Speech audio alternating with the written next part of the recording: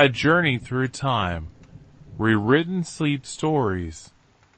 Tonight, dear sleepy companions, you've understood these elevations, and that remote tree line for your complete existence. Your collective doesn't wander haphazardly. You traverse through territory that your people have traversed for longer than anyone can recall, adhering to patterns established by forebears whose designations were never documented. Because names themselves are simpler than they'll eventually become. There's a specific irony to your mourning that you'll never recognize. You're existing in what future humans will designate prehistory. A classification that frames your complete existence as merely the preliminary act before the genuine narrative commences. But standing here, experiencing the frigid atmosphere on your skin and detecting the approach of precipitation, you are not before history. You're simply alive.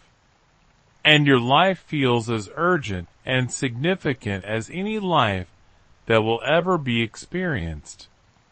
Your stomach produces its recognizable morning protest, and you react the way you consistently do by contemplating sustenance. But contemplating sustenance in your era signifies something distinct that it will for your descendants. You don't ponder what you're inclined toward or deliberate between alternatives. You think about where sustenance exists, which direction to traverse, and what might be prepared to consume. The elevated grass by the water should contain seeds presently. Yesterday you observed the birds were concentrated there, which signifies the seeds are mature. There are also tubers near the rocky region, the variety that are acrid unless you pulverize them and cleanse them, but they satisfy your belly when you can't locate anything else. And if you're fortunate, though you don't conceptualize it as fortune, more as how circumstances sometimes materialize, someone might detect a creature that can be captured. You collect a transport bag woven from plant fibers, one of the limited possessions you own. The bag required 4 days to fabricate, and you'll utilize it until it disintegrates, then fabricate another one. The concept of possessing multiple bags, or of retaining the old one as a reserve doesn't occur to you. Things exist until they don't. And then you fabricate new things. 3 others accompany you toward the grassland. You don't announce a strategy or allocate roles. Everyone simply comprehends through years of performing the same activity what needs to transpire. You move silently, not because you're hunting presently, but because moving silently is how you've consistently moved. Producing unnecessary sound is like squandering sustenance. It serves no function and might cost you something. The walk transports you past a tree you've consistently appreciated, though you've never articulated why. It's merely a tree that feels appropriate, that marks the point where the path curves. In this instant, you're navigating through a landscape of sensations and associations rather than names and measurements. That boulder isn't 300 yards from camp.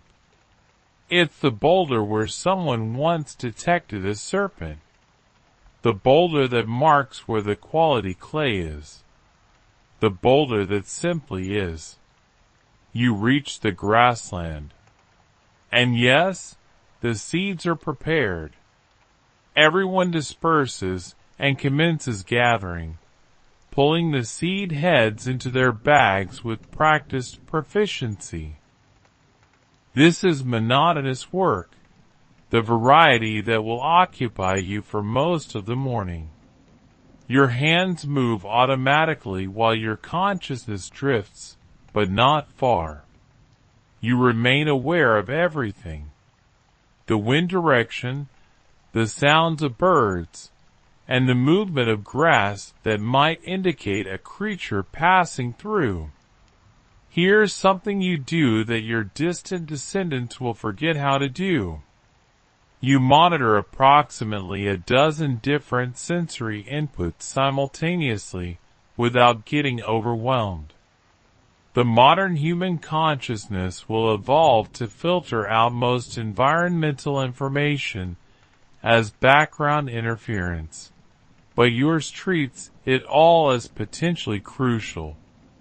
That faint aroma on the wind might signify weather changing.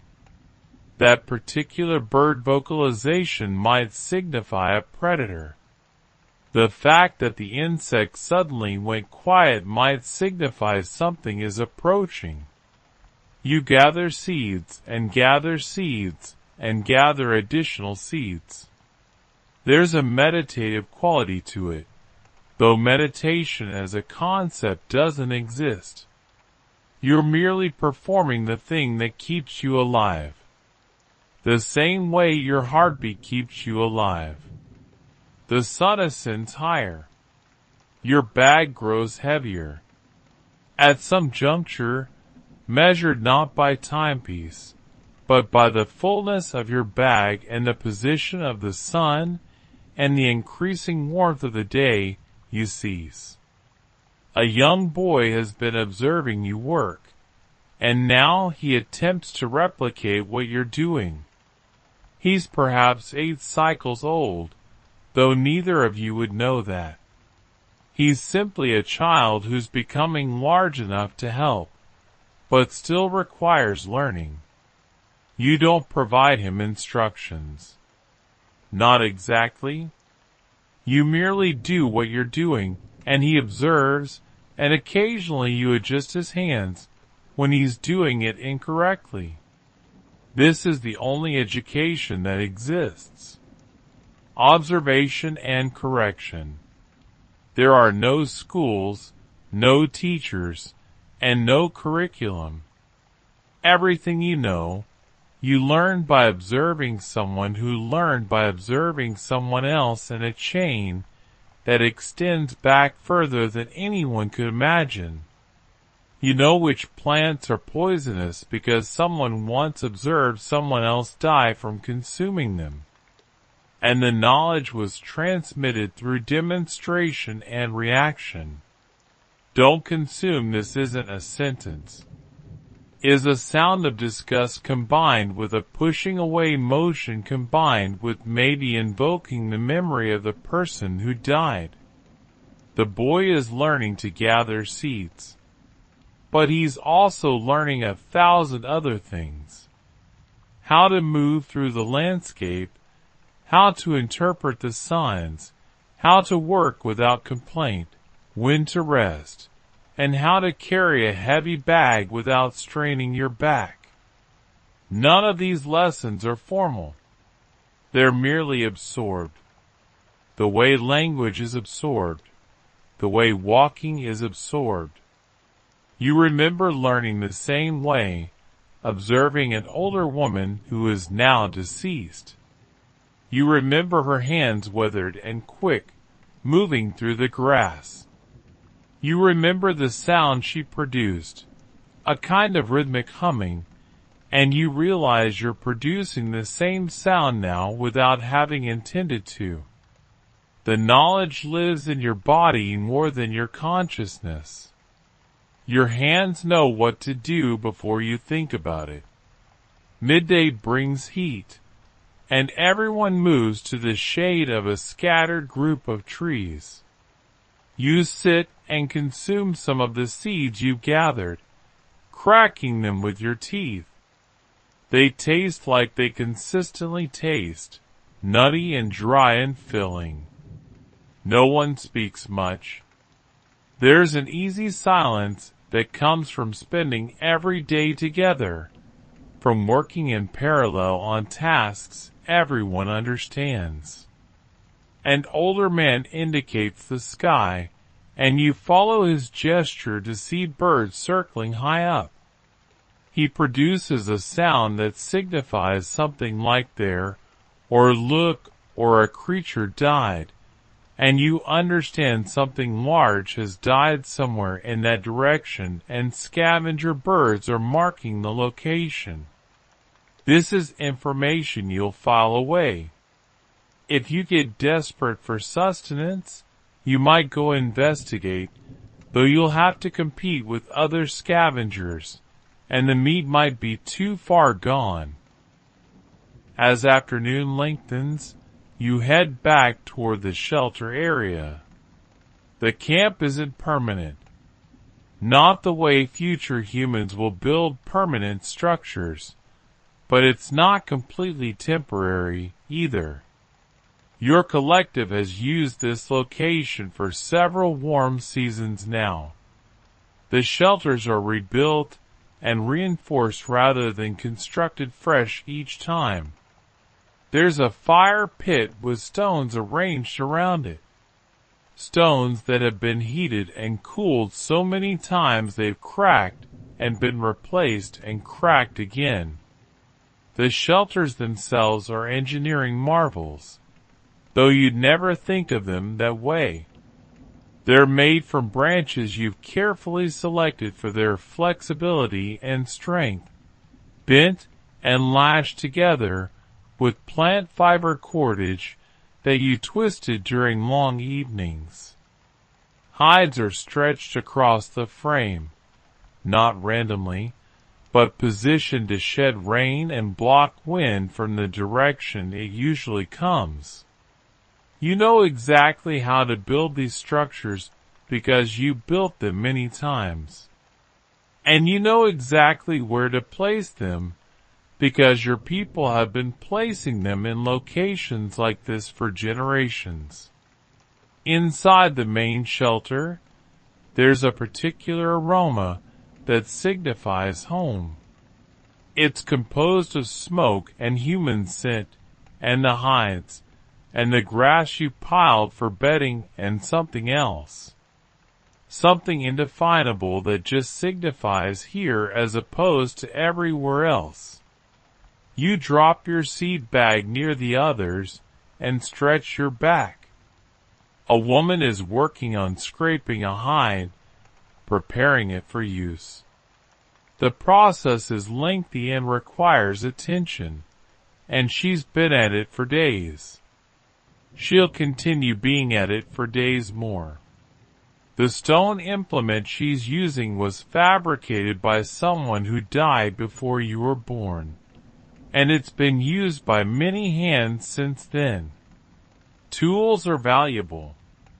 They require time to fabricate and represent accumulated knowledge. This particular scraper has the appropriate shape and the appropriate edge, and everyone treats it with casual care. You sit near the fire pit and begin cracking seeds to remove the hulls. This is more tedious work, and your consciousness drifts again. You think about a dream you had last night. Something about running through water. Dreams are important to you in ways that future humans will both understand and not understand. You don't think dreams are messages from gods. The concept of gods in that sense doesn't quite exist yet. But you do feel that dreams signify something, that they're connected to the real world in ways you can't articulate. As darkness comes, the fire is built up. Fire is so central to your existence that you can barely imagine life without it, though your distant ancestors did live without it. The knowledge of fire making is precious. You know several methods. The bow drill, striking certain rocks together, and using friction with sticks. You've practiced all of them because fire knowledge is survival knowledge. The fire creates a bubble of light and warmth in the darkness. Everyone gathers near it, not by command, but by natural inclination. The night is when stories transpire. An older man begins talking, his voice settling into that particular rhythm. That signifies a story is being told. You've heard this story before. You've heard it many times. But that doesn't matter. The repetition is the point. He tells about a time when the large creatures were more numerous. About hunting a creature so large it fed the entire collective for a full cycle of the moon. His hands move as he talks, showing the size, the movement, and the danger. The story contains practical information about hunting, about creature behavior, and about courage and caution. But it's not told as a lesson. It's told as a story. And the lesson sinks in sideways through enjoyment. You add your own story about finding a beehive last warm season. You don't mention that you got stung multiple times. That's implied in the way you gesture. You talk about the sweetness, the way the honey tasted like nothing else tastes. And everyone listening produces satisfied sounds because they remember that honey. They tasted it too. The story is partly about the honey, but mostly about the shared experience. The confirmation that yes, this transpired. We were there, and we tasted it together. There's a story about a woman who went insane from consuming the wrong mushroom. A cautionary tale told with dark humor. There's a story about fighting off a predator, told with gestures so vivid you can almost see the creature. There's a story about getting lost and finding the way back, about interpreting the land, and about staying calm. These stories are your books, your history, your school, and your entertainment. Everything important is encoded in narrative and transmitted through repetition. The stories change slightly with each telling. Details shift. New elements appear. Some parts are emphasized while others fade. It's an oral tradition before anyone knows to designate it that. A living library stored in human memory. As the fire dies down to embers, people drift towards sleep. There's no announcement of bedtime, no timepiece to check. You sleep when darkness and tiredness align, and you wake when your body decides it's time. This usually signifies you sleep much longer than your future descendants will, perhaps 9 or 10 hours, sometimes more. But you also wake frequently during the night, a habit that kept your ancestors alive when predators prowled in darkness.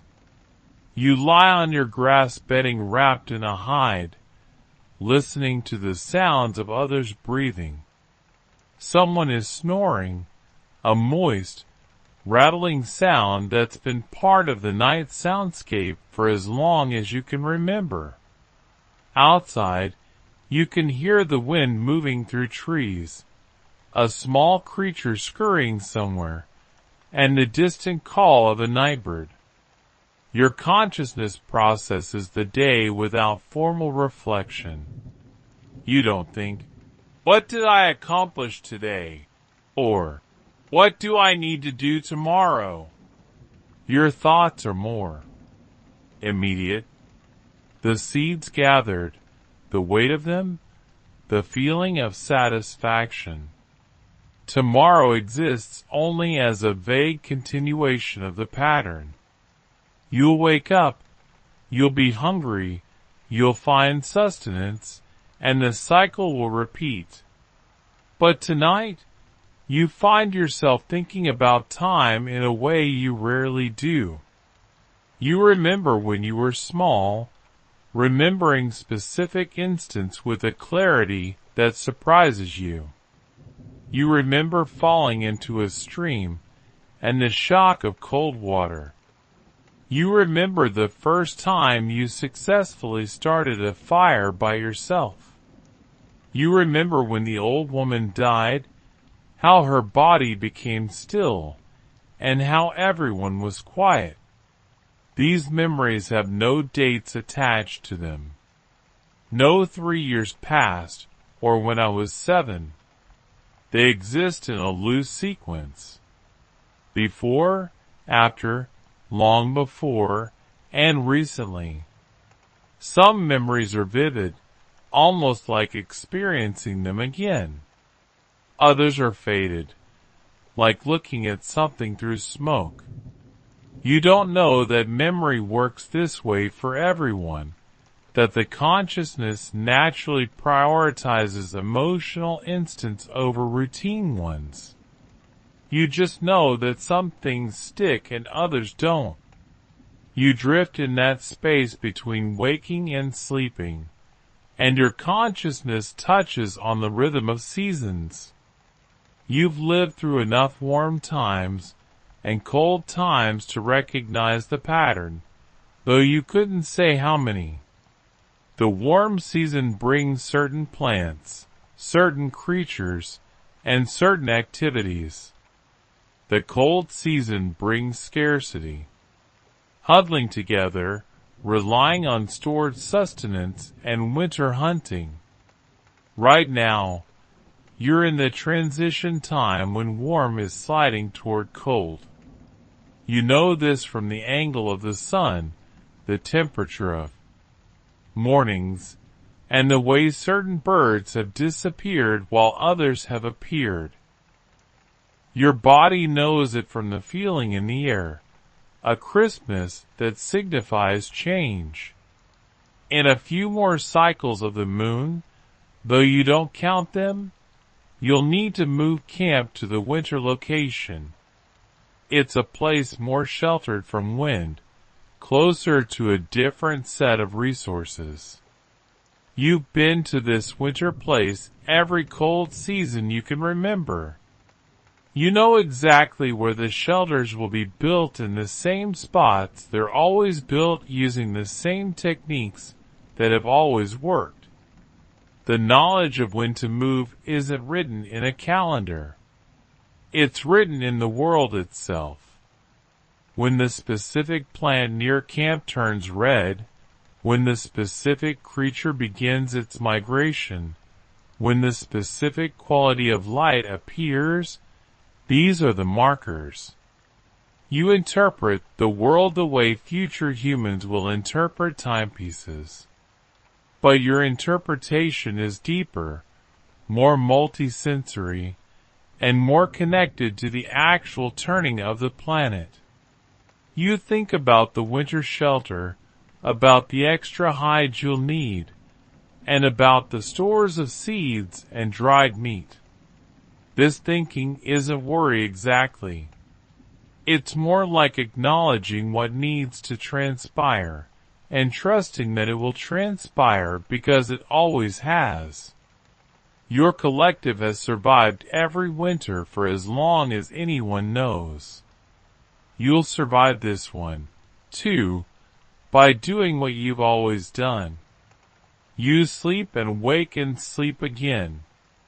At some point deep in the night, you get up to urinate outside the shelter.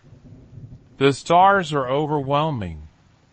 More stars than future humans will ever see through their light-polluted skies.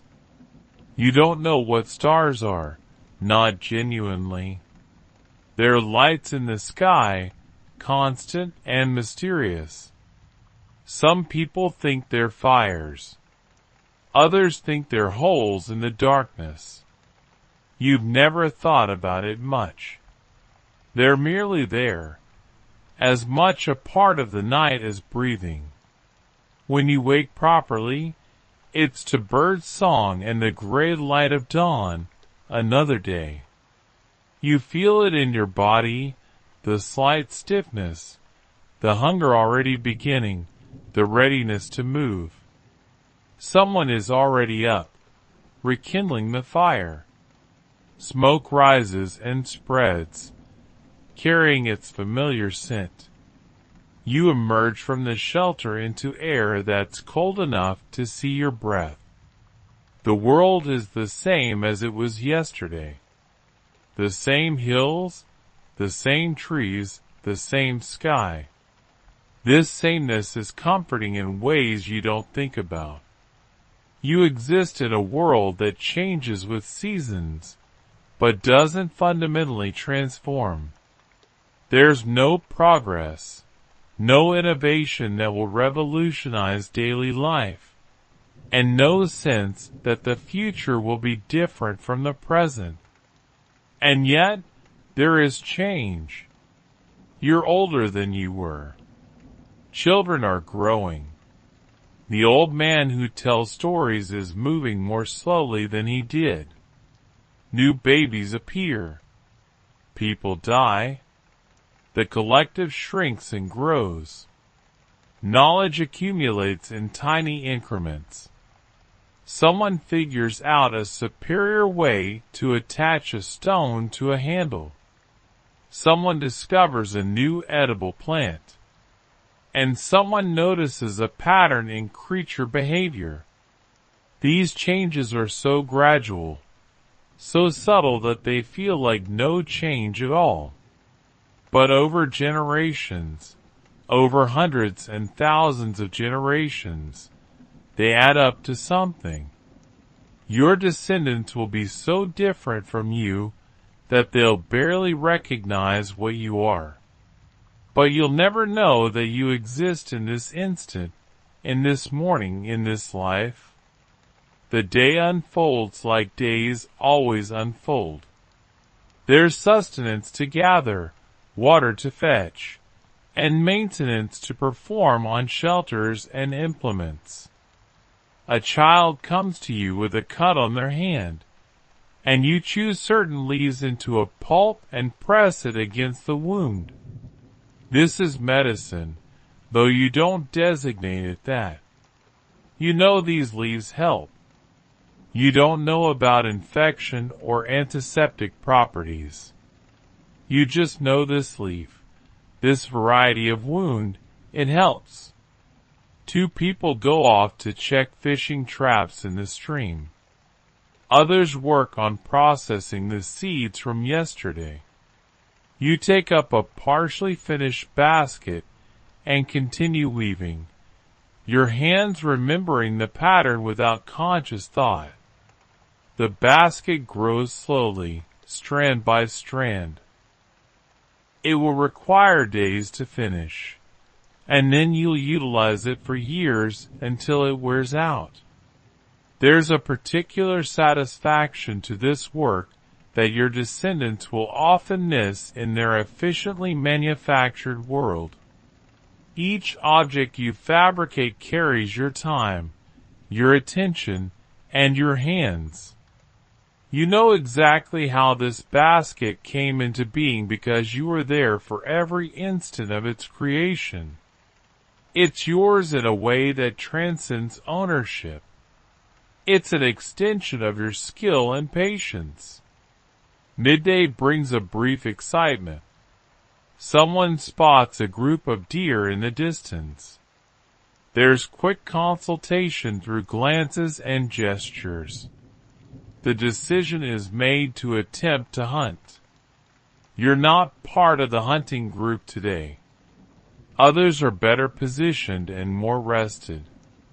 You observe them prepare, checking their spears, spreading dirt on their skin to reduce scent, and moving with that particular focused intensity that hunting requires.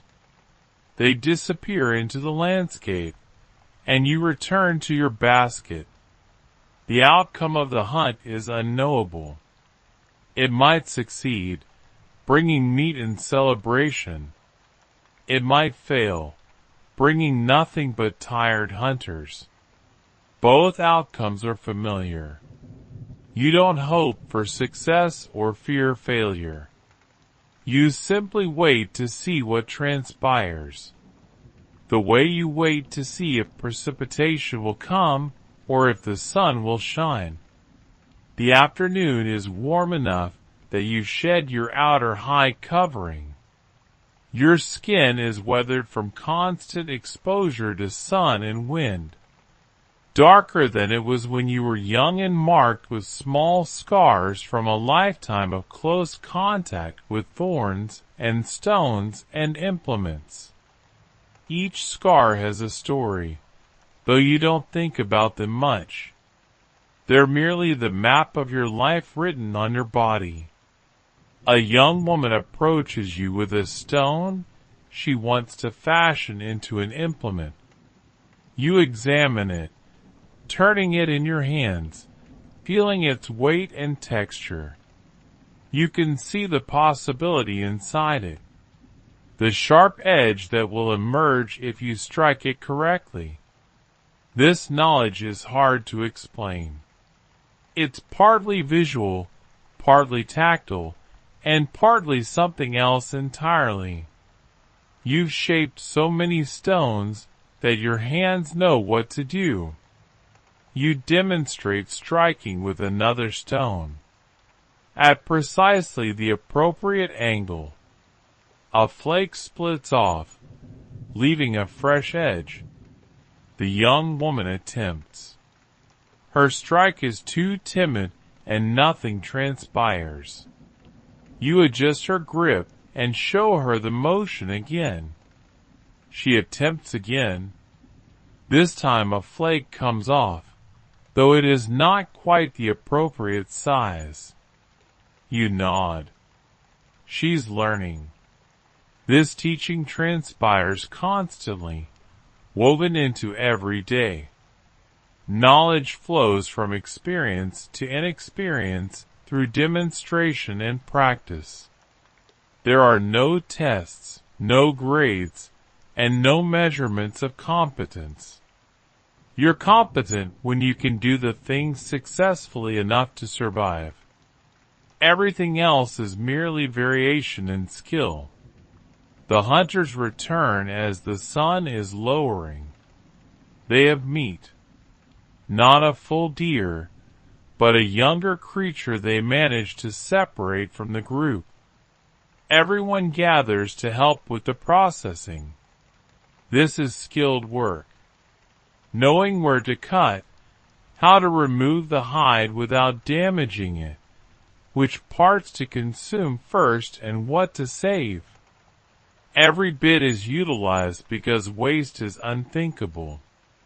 The hide will become clothing or shelter covering. The tendons will become cord. The bones will become implements. Even the stomach will be utilized as water container. The successful hunt signifies a feast tonight, though you don't designate it that. You merely have meat to cook and consume, and everyone is pleased. The fire is built higher, and chunks of meat are placed on stones near the flames to cook. The aroma is intoxicating, rich and savory, and satisfying in a primal way. You sit near the fire waiting for the meat to cook. The heat feels good on your face. Around you, others are also waiting, and there's an anticipation in the air that's different from normal evenings. Meat doesn't come every day. When it does, it's special, though you'd never articulate it that way. When the meat is prepared, everyone consumes. There's no ritual of gratitude, no blessing of the sustenance, and no formal acknowledgement of the creature that died. Those concepts will come later. Right now, there's merely consuming and the satisfaction of full bellies, and the grease on your fingers that you lick clean. The children consume until they're drowsy, then curl up near the fire. Adults continue consuming more slowly, savoring the abundance. Someone produces a joke, a gesture, and a sound that refers to the time one of the hunters tripped and fell during a pursuit. Everyone laughs, having seen or heard about the incident. The hunter who fell laughs too, unbothered. Mistakes transpire. Life continues. As the meal winds down, the storytelling commences again. Tonight, the successful hunt becomes part of the narrative. The person telling it emphasizes different details than what actually transpired, making it more dramatic and more coherent. This is how all stories evolve, shaped by repetition, by what makes a good narrative, and by what lessons need to be reinforced. You listen full and warm, feeling the satisfaction of a good day. The meat in your stomach, the fire's heat, the voices of your collective. These are the simple elements of contentment. You don't think about happiness as a concept. You merely feel it in your body in the instant. Later, when the fire has burned lower and several people have already gone to sleep, you find yourself in conversation with an older woman. Conversation is perhaps too strong a word. You're exchanging sounds and gestures, communicating in the limited way available to you. But there's meaning passing between you, understood if not fully articulated. She's remembering someone who died long ago before you were born. She creates an image with her hands and face. Someone who was very tall, who laughed in a particular way, who was skilled at finding water. You understand she's sharing a memory, keeping someone alive in the only way possible, through remembering and telling. This is how your people deal with death. There are no graves marked with names and dates, no written records, and no photographs. The deceased live on only in memory, and when the last person who remembers them dies, they disappear completely. This seems natural to you. You don't mourn the absolute loss of memory, because you don't know that memory could be preserved any other way. The woman's eyes are distant, seeing something you can't see. She produces a sound that conveys sadness, but also acceptance. Death is part of life the way seasons are part of time. It comes to everyone, and there's no fighting it, only acknowledging it. You think about the old woman who died several cold seasons past, the one who taught you to gather seeds. You can still see her hands, and still hear the humming sound she produced. As long as you're alive, she's not entirely gone. But someday you'll die, and then her memory will die too. Unless you've transmitted it to someone younger, this thought doesn't frighten you. It's merely how things work. You sleep again deeply this time. Your belly full and your body tired in the satisfying way that comes from good work. When you wake, it's to another morning, another day. The sun rises, the birds sing, and the world continues its ancient pattern. You'll gather sustenance today, or work on implements, or help with shelter maintenance. The specifics will vary slightly from yesterday, but the essential rhythm will be the same. And tomorrow will be like today, and the day after will be like tomorrow, stretching forward in an endless procession of similar days. Except that nothing is truly endless. Someday, though you'll never know this, your descendants will invent writing. They'll start recording their memories in marks that can outlast human life. They'll begin to count years, to mark time, and to build calendars and timepieces. They'll name the days and measure the hours, imposing human structure on the natural flow of time. They'll look back at you and designate this prehistory as if your life was somehow less real than theirs. But sitting here feeling the morning sun on your skin, and knowing that today you need to check the fishing traps, and later you'll work on repairing a tear in the shelter covering, your life feels completely real. It's the only life you know, the only life there is. You stand and stretch, feeling your body wake up. Another person is already up, rekindling the fire from last night's embers. You join them, sitting close to the growing warmth. No words are exchanged. None are needed. You both know what the day requires, what work awaits, and what tasks need attention. As the days continue to flow one into another, you begin to notice the signs of changing seasons growing stronger. The mornings are colder. The leaves are turning colors. The birds that sang all through the warm season are leaving, replaced by different birds with different vocalizations. Soon, it will be time to move to the winter camp. You've done this movement so many times, it's automatic, but there's still preparation required. Shelters need to be dismantled or left to decay. Implements and stored sustenance need to be transported. The journey itself needs to transpire on the appropriate day, not too early while the warm season's resources are still available, but not too late before the cold becomes dangerous.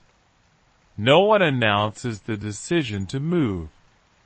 It emerges from collective understanding, from interpreting the same signs, and from knowing that when certain conditions align, it's time. One morning, people simply begin packing, and that's how you know today is the day.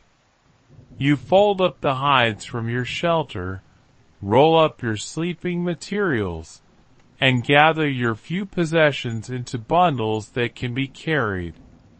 The work is practiced and efficient. Everything you own is portable because everything must be carried. There's no accumulation of objects, no storage of unnecessary items. Life is light by necessity. The collective begins walking in the early afternoon, moving through a landscape you know by heart. The children are excited by the change, running ahead and then circling back. The adults move steadily, conserving energy, carrying loads. You walk in the middle of the group, your bundle balanced on your back, held by a strap across your forehead. The journey transports you through different terrain, across a stream, through a stretch of forest, over hills. You know every landmark, every turn. This path has been walked by your people for generations beyond counting. Your feet press into the same earth your ancestors pressed into. following the same route for the same reasons. By evening, you reach the winter camp location. It's exactly as you remembered, sheltered by hills near reliable water, and positioned to catch whatever winter sun manages to penetrate the clouds. The remnants of last year's shelters are still here, weathered and partially collapsed, but providing a foundation to build upon. Everyone sets to work immediately, utilizing the remaining daylight. You cut fresh branches, reinforce old structures, and clear space for new shelters. The work is hard but familiar. Your body knows what to do. Your hands moving through tasks they've performed many times before. As darkness falls, the new fire is lit in the winter camp's fire pit. It feels like coming home, even though you've been home wherever your collective has been. This is the winter home, and it has its own feeling, its own associations. You've survived many cold seasons here. You'll survive another one. The fire crackles, sending sparks up into the dark sky. Around you, people are settling in, arranging their sleeping spaces and checking that everything is secure. The first night in the winter camp is always a little unsettled with everyone adjusting to the new location, but by tomorrow it will feel normal. You sit by the fire and consume some dried meat left over from the recent hunt. The stars are visible through gaps in the clouds. Those mysterious lights that watch over the world. You wonder briefly what they are, then let the wondering go. Some things are unknowable, and that's acceptable. Tomorrow you'll begin the winter routine, checking the different sustenance sources available in this area, maintaining the shelters against cold and snow, and staying alive through the scarce season. You've done it before, you'll do it again. And if you survive this winter, the warm season will come back as it always does, and the cycle will continue. This is your life. Gathering and consuming, working and sleeping, moving through seasons, surviving. It's not a life that will be remembered. Your name, such as it is, a sound people produce to get your attention, will be forgotten within a generation or two of your death. Nothing you do will be recorded. No one in the distant future will know you existed. But right now, sitting by this fire, feeling the heat on your face and the cold at your back, you exist completely. You're alive in ways that your descendants with all their technology and complexity will struggle to understand. You are present in your body, connected to your environment, embedded in your community, and living each instant as it comes. This is life before history commenced. This is human existence in its oldest, simplest, and most enduring form. And in the great sweep of time, in the millions of years of human evolution, this is how most humans have lived most of their lives. Not making history, but simply living day by day, season by season, in the endless present that defines existence itself. The fire burns down to embers. The stars wheel overhead. You sleep and wake and sleep again. And in the morning, you'll rise to face another day, another gathering of sustenance, and another continuation of the pattern. because this is what it signifies to be human before anyone knew to designate it anything at all. Picture this. It's a crisp morning in May 1692, and you're a respectable citizen of Salem, Massachusetts. Maybe you're a farmer, a merchant, or a craftsman. Someone who's managed to stay out of trouble and earn a decent living in this Puritan community.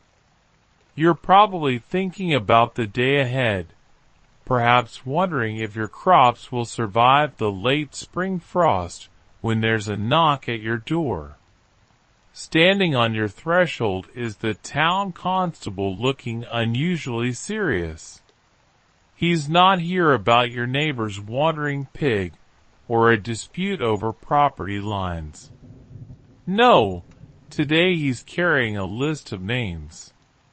And unfortunately for you, yours is on it. You've been selected to serve on a special court jury to hear cases involving witchcraft. Congratulations. You've just won the colonial equivalent of the world's worst lottery. Now, you might think jury duty sounds like a civic honor, a chance to serve your community and uphold justice. After all, you're a God-fearing person who believes in doing what's right. But as the constable explains your duties, and knots begin forming in your stomach, this isn't going to be like deciding whether someone stole a chicken or failed to pay their debts. You're going to be determining whether your neighbors, people you've known for years, are in league with the devil himself. The weight of this responsibility settles on your shoulders like a heavy woolen cloak. In your Puritan world, witchcraft isn't just a crime. It's the ultimate sin, a betrayal of God that threatens the very fabric of your community. The Bible is clear. Thou shalt not suffer a witch to live. If you find someone guilty, you're essentially signing their death warrant. If you find them innocent when they're actually guilty, you might be allowing Satan's influence to spread through your town like a plague. As you stand there in your doorway, listening to the constable's words, you realize your peaceful life is about to become incredibly complicated. You can't exactly refuse. Jury service is mandatory. And besides, what would people think if you tried to get out of it? Would they wonder if you had something to hide? In Salem, suspicion spreads faster than gossip, and gossip spreads faster than fire. The constable hands you a notice with the date and time of the first trial. You'll be joining 8 other men of good standing to form the jury. The trials will be held at the Salem Townhouse, and you're expected to be there bright and early. As he walks away, you can't help but notice how his shoulders seem tense, how he avoids making eye contact with the neighbors who peek out from behind their curtains. You close the door and lean against it, trying to process what just happened. Your wife looks at you with concern, and you have to break the news that your summer is about to become very, very interesting. She doesn't say much, but you can see the worry in her eyes. Everyone in Salem knows that strange things have been happening. Young girls having fits, accusations flying, arrests being made. What started as whispers has grown into a full-blown crisis. The irony isn't lost on you. Here you are, chosen to help determine the truth about witchcraft, and you're not even entirely sure what witchcraft looks like. Sure, You've heard the stories. People flying through the air, turning into animals, making pacts with the devil. But you've never actually seen any of this yourself. Most of what you know comes from sermons, gossip, and the occasional pamphlet that makes its way to Salem from Boston or Europe. As you prepare for bed that night, you can't shake the feeling that your life has just taken a turn into uncharted territory. Tomorrow, you'll begin a journey that will test not just your judgment, but your courage, your faith, and your ability to sleep soundly at night. Because once you've looked into the eyes of an accused witch and decided their fate, there's no going back to the simple certainties of your old life. The morning of your first trial arrives with an unseasonable chill that seems to seep into your bones. You've barely slept, tossing and turning as you wondered what the day would bring. As you walk toward the Salem townhouse, you notice other jury members making their way through the streets. Some walk with purpose, others seem to drag their feet. Everyone looks a bit pale, and you wonder if you look as nervous as they do. The townhouse is buzzing with activity when you arrive. People have gathered from all over Salem and the surrounding areas, drawn by a mixture of curiosity, fear, and that peculiar human fascination with witnessing someone else's potential downfall.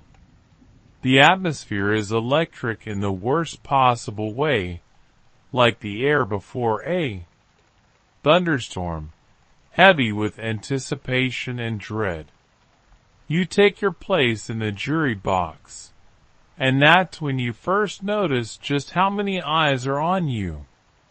It's not just the spectators, it's the judges, the ministers, the town officials, and most unnerving of all, the accusers themselves. These are the young women and girls whose strange affliction started this whole mess. And they're watching you with an intensity that makes your skin crawl. The first case is called and you're shocked to see it's someone you know. Sarah Good, a woman you've seen around town for years. She's never been popular, admittedly. She's poor, she begs for food, and she has a sharp tongue when people refuse her, but a witch. The accusation seems almost surreal, as you watch her being led into the courtroom in chains. What strikes you immediately is how the whole process feels like theater, but theater where the audience participation might get you killed. The accusers begin their performance, and it really does feel like a performance. They writhe, they scream, and they claim to see Good's specter tormenting them right there in the courtroom. The judges nod gravely, the ministers quote scripture, and the crowd murmurs with a mixture of horror and fascination. You find yourself in an impossible position. On one hand, you're supposed to be an impartial juror, weighing evidence and seeking truth. On the other hand, everyone in that courtroom seems to have already decided that witchcraft is real, that these accusers are legitimate victims, and that your job is simply to confirm what everyone already believes. The pressure is suffocating. The worst part is the way the accusers react to your very presence. When you shift in your seat or lean forward to hear testimony better, they sometimes cry out that you're affecting them somehow. Are you in league with the accused? Are you a witch yourself? The paranoia in the room is so thick you could cut it with a knife. and you realize that even as a juror, you're not safe from suspicion. As the day wears on, you begin to understand that this isn't really about evidence in any conventional sense. The main proof being offered is spectral evidence, testimony that the accused person's spirit or specter was seen committing malicious acts. But here's the problem. Only the accusers can see these specters. You're being asked to convict someone based on testimony about invisible actions that only certain people claim to witness. The judges seem convinced that spectral evidence is valid, citing learned treatises and theological arguments. But you can't shake the feeling that something is fundamentally wrong with this logic. If only the accusers can see the evidence, how can you verify it? How can you cross-examine a ghost? How can you determine if what they're seeing is real or imagined? Making matters worse, you're beginning to notice patterns in the accusations that trouble you. The accused tend to be people who don't fit in well. The poor, the argumentative, the eccentric. Meanwhile, the accusers are mostly young women from prominent families, and their accusations carry enormous weight. You start to wonder if there might be social and economic factors at play here that have nothing to do with the supernatural. But expressing these doubts would be incredibly dangerous. The judges, ministers, and community leaders all seem united in their belief that Salem is under attack by Satan himself. To question the proceedings might be seen as questioning God's will, or worse, as evidence that you yourself are influenced by dark forces. You're trapped between your growing skepticism and your need to appear as a faithful Orthodox member of the community. As the first day ends and you walk home through the twilight, you realize that being on this jury isn't just about determining guilt or innocence. It's about navigating a social and political minefield where one wrong step could make you the next target. The comfortable certainties of your old life feel like a distant memory, replaced by the constant stress of trying to do the right thing when you're not even sure what the right thing is anymore. By your third day in the jury box, you've developed what you privately call the Salem stare. That hollow-eyed look of someone who's seen too much and slept too little. The accusers have elevated to the status of stars in this somber theater, allowing you to witness their increasingly dramatic performances up close. Today's main accuser is Abigail Williams, Reverend Parris's 11-year-old niece. She's small for her age with sharp features and eyes that seem to take in everything. When Abigail points at the accused and screams that she can see their specter pinching and choking her, the entire courtroom becomes silent. You find yourself studying her face, trying to determine if her terror is genuine or performed. And the fact that you can't tell makes your stomach churn.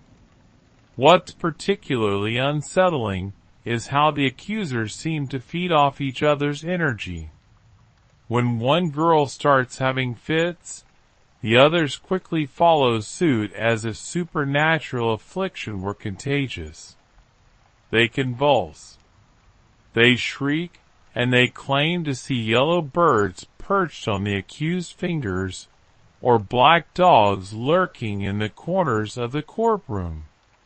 The judges treat each outburst as crucial evidence, scribbling notes, furiously, and asking probing questions about the exact nature of what the girls are experiencing. You notice that the accusers never seem to be afflicted when they're outside the courtroom. They walk in looking perfectly normal, chat quietly with their families, and even smile occasionally. But the moment the proceedings begin, they transform into tortured victims of supernatural assault. It's like watching someone flip a switch, and you can't help but wonder if that's exactly what's happening. The social dynamics in the courtroom are becoming clearer to you with each passing day. The accusers come from families with influence and standing in the community. When they speak, important men listen. When they cry out in pain, those same men spring into action. You're watching young women wield a kind of power that would normally be unthinkable in Puritan society. And they seem to understand exactly how to use it. Meanwhile, the accused are almost always marginalized individuals. The impoverished, the argumentative, and the unconventional. Often, after spending weeks in the miserable conditions of Salem jail, they arrive looking haggard and frightened. They're given little opportunity to defend themselves effectively. And when they do speak, their words are often twisted and used against them. If they maintain their innocence, they're accused of lying. If they confess, authorities ask them to identify their accomplices. You're starting to realize that confession might actually be the safest route for the accused, even if they're innocent. Those who confess are often spared execution, while those who maintain their innocence are more likely to face the gallows. It's a perverse system that seems to reward false confessions while punishing truthful declarations of innocence. The pressure on you as a juror is intensifying. After each day's testimony, you're expected to discuss the case with your fellow jurors. But these conversations feel more like exercises in group conformity than genuine deliberation. Anyone who expresses too much skepticism is met with sharp looks and pointed questions about their own spiritual state. The message is clear. Honest Christians believe in the reality of witchcraft and the credibility of the accusers. What's making you lose sleep is the growing realization that you're part of a system that seems designed to produce guilty verdicts regardless of actual guilt or innocence. The rules of evidence favor the accusers. The judges are clearly biased, and the community pressure is enormous. You're supposed to be seeking truth and justice, but it feels more like you're participating in a ritual that's already predetermined its outcome. The worst part is when you catch yourself getting caught up in the hysteria. During particularly dramatic testimony, you sometimes find yourself believing, or at least wanting to believe, that what you're witnessing is real supernatural activity. The alternative, that this is all elaborate deception or mass delusion, is almost too disturbing to contemplate. It would mean that your community has lost its collective mind, and that you're complicit in a series of terrible injustices. As you walk home after another day of accusations and supernatural claims, you can't help but notice how the town has changed. People view each other with suspicion. Conversations halt when strangers approach, and everyone appears to be cautious. The sense of community that once held Salem together is dissolving, replaced by fear and mistrust. And you, as a member of the jury, are right in the middle of it all, trying to maintain your sanity and your conscience in a world that seems to have lost both. 3 weeks into your jury service, you've learned to recognize the sound of accusations before they are even spoken. There's a particular rustling in the courtroom, a collective intake of breath, and then the pointed finger that could seal someone's fate. Today, that finger is pointing at someone who makes your blood run cold. Martha Corey, a woman you've known for over a decade. Martha's always been a bit outspoken, questioning certain aspects of the witch trials from the beginning. She's made the mistake of suggesting that the accusers might not be entirely reliable, that perhaps the community was getting carried away with supernatural explanations for what might have natural causes. Now she's standing in the dock, accused of the very witchcraft she questioned, and you can see the cruel irony isn't lost on her. The accusers are in fine form today, writhing and screaming as they claim Martha's specter is attacking them. But you remember Martha from church, from community gatherings, and from the time she's helped neighbors during illness or hardship. She's sharp-tongued, yes, and not always diplomatic, but evil. A servant of Satan. The disconnect between the woman, and the monster being described in court is so jarring, it makes you dizzy. What's particularly disturbing is how the accusers seem to know exactly which buttons to push. They claim Martha's specter appeared to them in clothing that matches what she's wearing in court. Details they couldn't possibly have known unless they'd seen her that morning. They describe her house, her habits, and her relationships with neighbors. You're also noticing how the accusations seem to follow patterns of social tension.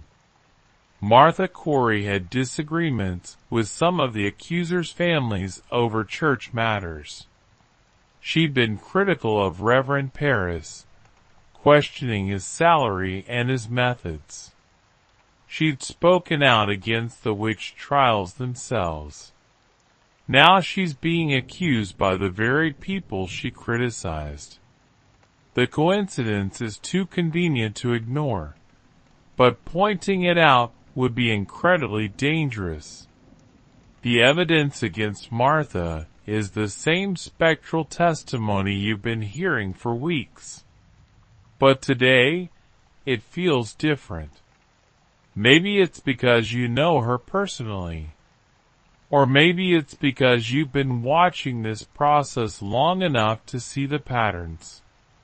But the whole thing feels like an elaborate performance designed to eliminate someone who's become inconvenient. During the lunch break, you overhear conversations among the spectators that chill you to the bone. People are discussing Martha's guilt as if it's already been proven, debating whether she should be hanged or pressed to death. Some are even wondering aloud about her family members, suggesting that witchcraft might run in bloodlines. The presumption of innocence, a cornerstone of justice, seems to have been completely abandoned. When court resumes, you watch Martha attempt to defend herself, and it's heartbreaking. Every word she says is twisted against her. When she maintains her innocence, she's accused of lying. When she questions the accuser's credibility, she's accused of trying to undermine God's work. When she grows frustrated with the proceedings, Her anger is cited as evidence of her evil nature. It's like watching someone drown while being told their struggles are proof they can't swim. The other jurors are watching you as much as they're watching the proceedings. You can feel their eyes on you during the most dramatic moments, gauging your reactions, checking to see if you're displaying the proper level of horror and conviction. The social pressure is enormous. Not just to find defendants guilty, but to be seen as someone who finds them guilty for the right reasons, with the right level of religious fervor. You're beginning to understand that the witch trials aren't really about witchcraft at all. They're about power, social control, and the settling of old scores. The accusers have stumbled onto a method of wielding enormous influence, and the community leaders are using the crisis to reinforce their authority and eliminate troublemakers. The supernatural elements provide perfect cover for what's essentially a political purge. As Martha is led away to await sentencing, you catch her eye for just a moment. There's no evil there, no malice, just confusion and sadness. She looks like what she is, a middle-aged woman who spoke her mind once too often and now faces death for it. The weight of your responsibility as a juror feels crushing. You hold this woman's life in your hands, and you're beginning to realize that the system you're part of is designed to take that life, regardless of her actual guilt or innocence. Walking home that evening, you can't shake the feeling that Salem has become a place where being different, being outspoken, or simply being unlucky can be a death sentence. And you, whether you like it or not, are one of the people making those sentences possible. Fast forward 5 weeks in. You've now developed a nervous habit of checking your own behavior for anything that might be construed as suspicious. Do you react appropriately when the accusers have their fits? Are you asking the wrong questions? Have you engaged in any questionable conversations? Salem's paranoia is beginning to consume you. A realization nearly as terrifying as the trials themselves. Today's case involves a man named John Proctor, and his situation perfectly illustrates the impossible logic that's taken over your community. Proctor made the mistake of publicly criticizing the accusers, calling them frauds, and suggesting that they should be whipped for their lies. His wife, Elizabeth, has already been accused and arrested. Now, John himself is in the dock, and the accusers are claiming he's been tormenting them for months. The evidence against Proctor is particularly absurd, even by Salem standards. The accusers claim his specter has been visiting them, forcing them to sign the devil's book, and torturing them when they refuse. But here's the thing that makes your head spin. Proctor has been in jail for weeks. If the accusers are still being tormented by his specter, and he's locked in a cell, what exactly is preventing this alleged supernatural activity? The judges seem untroubled by this logical inconsistency, but it's keeping you awake at night. What's worse is watching how Proctor's attempts to defend himself are twisted into evidence of his guilt. When he points out the contradictions in the accuser's testimony, he's accused of trying to confuse the court with Satan's logic. When he maintains his innocence, he's accused of prideful stubbornness. When he shows anger at the injustice of the proceedings, his anger is cited as evidence of his evil nature. It's like watching someone try to prove they're not wet while being pushed deeper underwater. The accusers have refined their performance to an art form. They've learned exactly how to time their outbursts for maximum effect, how to coordinate their afflictions to support each other's claims, and how to direct their accusations toward the most vulnerable targets. Today, they're putting on a particularly elaborate show, claiming to see Proctor's specter right there in the courtroom, mimicking their movements and mocking their pain.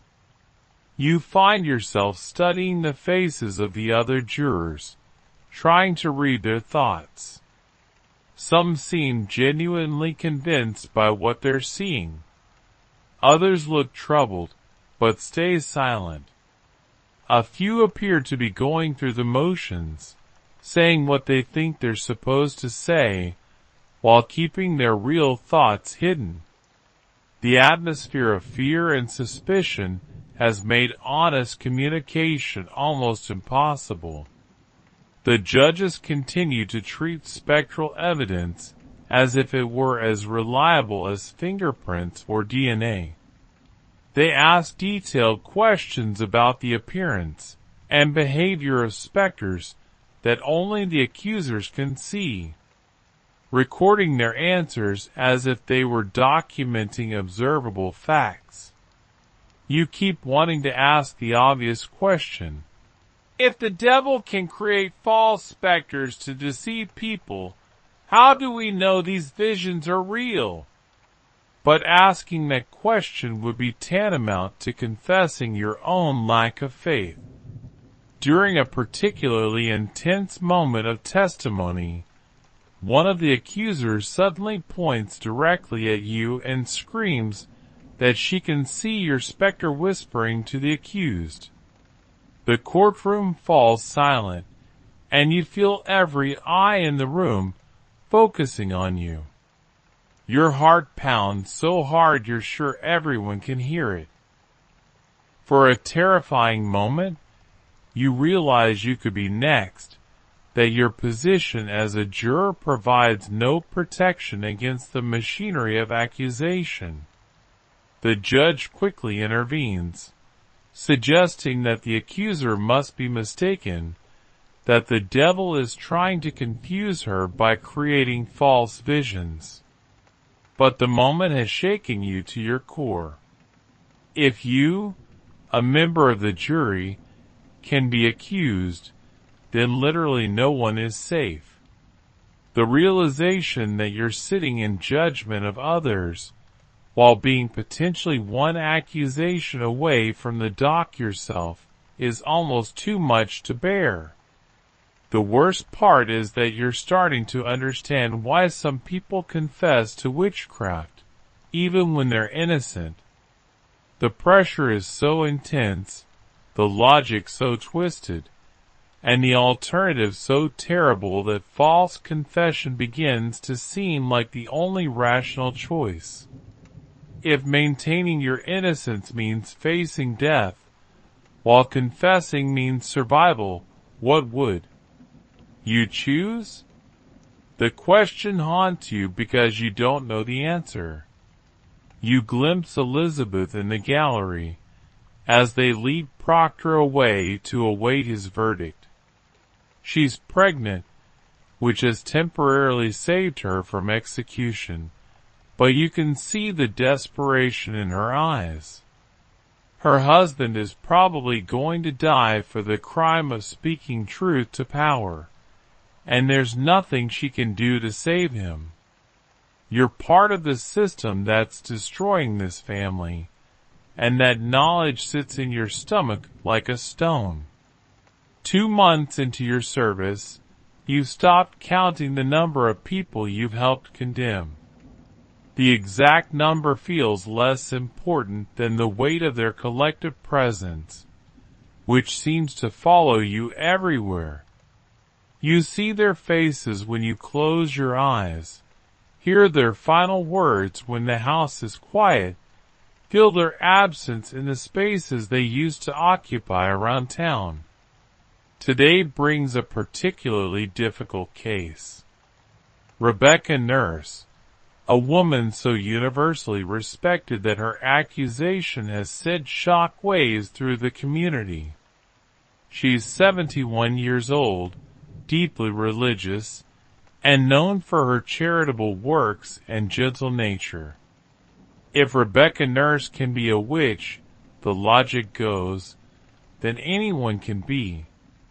The accusation has forced Salem to confront the possibility that evil can hide behind the most innocent faces, which somehow makes everyone seem more dangerous. The accusers seem to understand the significance of this case, and they're pulling out all the stops.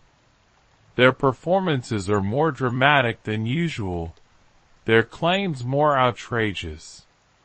They're saying Rebecca's specter has been tormenting them for months, appearing in their bedrooms at night, pinching and choking them, trying to force them to sign the devil's book. Watching this frail elderly woman being accused of such energetic supernatural terrorism would be almost comical if the consequences weren't so deadly serious. What's particularly disturbing is how the community has split over Rebecca's case. Her family and close friends maintain her innocence passionately, while others seem relieved to finally have an explanation for various misfortunes they've attributed to supernatural causes. Old grudges and property disputes are being reframed as evidence of malevolent witchcraft.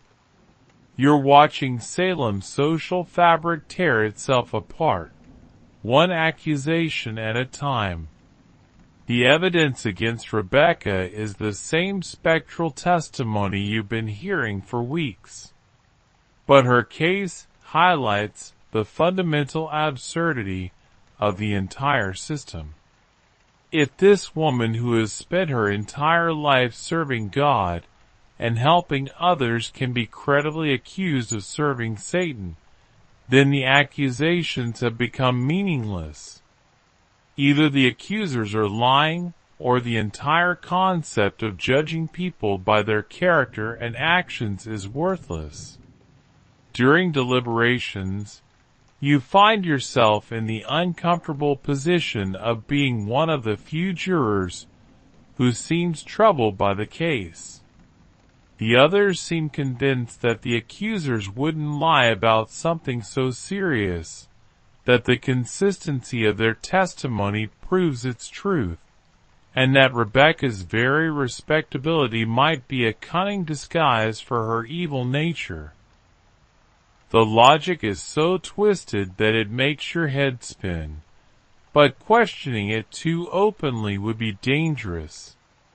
You're also dealing with the personal cost of your jury service. Your family is suffering from your constant stress and distraction. Your wife looks at you with increasing concern. Your children seem afraid of your dark moods, and your work is suffering from your inability to concentrate. The witch trials aren't just destroying the accused. They're taking a toll on everyone involved in the process. The worst part is that you're beginning to see how the trials have become self-perpetuating. Each conviction validates the accuser's credibility, making the next accusation more likely to be believed. Each execution demonstrates the community's commitment to fighting Satan, making it harder to admit that mistakes might have been made. The system has gained a momentum of its own, and you're not sure anyone has the power to stop it anymore.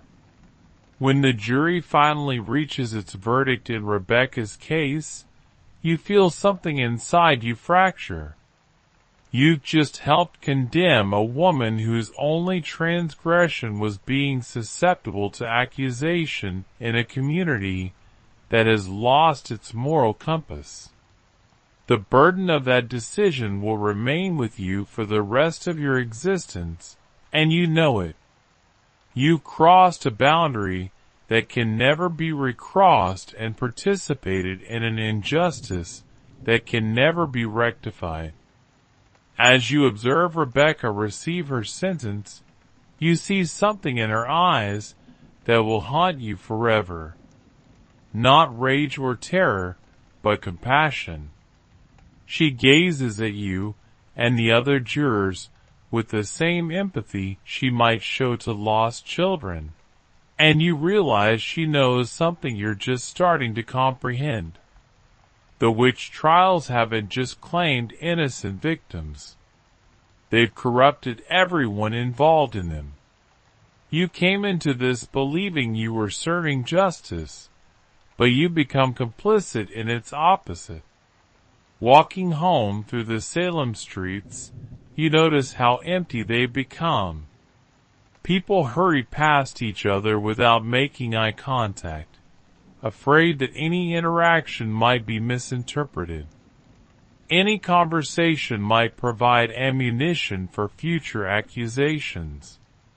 The community that once held you together has dissolved into a collection of frightened individuals, each trying to avoid becoming the next target. And you've helped create this atmosphere of terror, one verdict at a time. 3 months have passed since you first took your seat in the jury box, and Salem barely resembles the town you once knew. The witch trials have transformed into a mechanism that consumes individuals, relationships, and sanity with equal efficiency. You've lost count of how many verdicts you've delivered, but your body keeps score in sleepless nights, stress-induced headaches, and a persistent knot in your stomach that never seems to loosen. The most recent case concerns Mary Eastie, the sister of Rebecca Nurse, whose circumstances encapsulate all the negative aspects of the trials. Mary has maintained her innocence throughout the proceedings. But she's also done something that shows remarkable courage and wisdom. She's written a petition to the court, not asking for her life, but pleading for the trials to be conducted more carefully to prevent future injustices. Her petition haunts you because it's so reasonable, measured, and obviously correct. Mary acknowledges that witchcraft exists, but questions whether the current methods of detecting it are reliable. She points out the inconsistencies in spectral evidence, the dangers of mass hysteria, and the possibility that innocent people are dying for crimes they didn't commit. It's everything you've been contemplating but haven't dared to say aloud. Reading her petition, you realize you've been witnessing the destruction of everything you once believed about justice, community, and truth. The trials haven't shielded Salem from evil. Instead, they've unleashed a distinct form of evil, one that divides neighbors and uses accusations as a weapon of mass devastation. The very people who are supposed to be fighting Satan have become instruments of a different kind of darkness. You're not the only one who's beginning to see the truth. Some of the other jurors are showing signs of doubt, though they're careful not to express it openly. There are whispered conversations about the growing implausibility of the accusations, quiet concerns about the accuser's motivations, and troubled questions about the reliability of spectral evidence. But by now, You're all so deep in the system that backing out seems impossible. The social cost of changing course would be enormous. Admitting the trials are wrong would mean acknowledging that innocent people have died, that the community has been deceived, and that everyone involved in the proceedings has been complicit in a massive injustice. It's easier to keep moving forward, to maintain the fiction that what you're doing is necessary and right, than to confront the alternative. But Mary Eastie's petition has forced you to confront that alternative. She's going to die. You can see it in the judges' faces, hear it in the accuser's testimony, and feel it in the courtroom's atmosphere. But she's using her final moments to try to prevent others from suffering the same fate. Her courage makes your complicity feel even more shameful. As you deliberate Mary's case, you're struck by the realization that you've become part of a system that values conformity over truth, fear over justice, and accusation over evidence. You entered into this believing you were serving God and community, but you've instead served the darker impulses of human nature, the desire to blame others for our problems, to find simple explanations for complex issues, and to maintain social order through fear rather than justice. The verdict in Mary's case is predetermined, just like all the others. The jury's role has become purely ceremonial, a way of legitimizing decisions that have already been made by judges who believe in the accuser's infallibility and the reality of spectral evidence. You're not engaging in a deliberative process. Instead, you are merely validating a system that has completely disconnected from actual justice. When Mary Eastie is finally executed, something in Salem's collective consciousness seems to shift.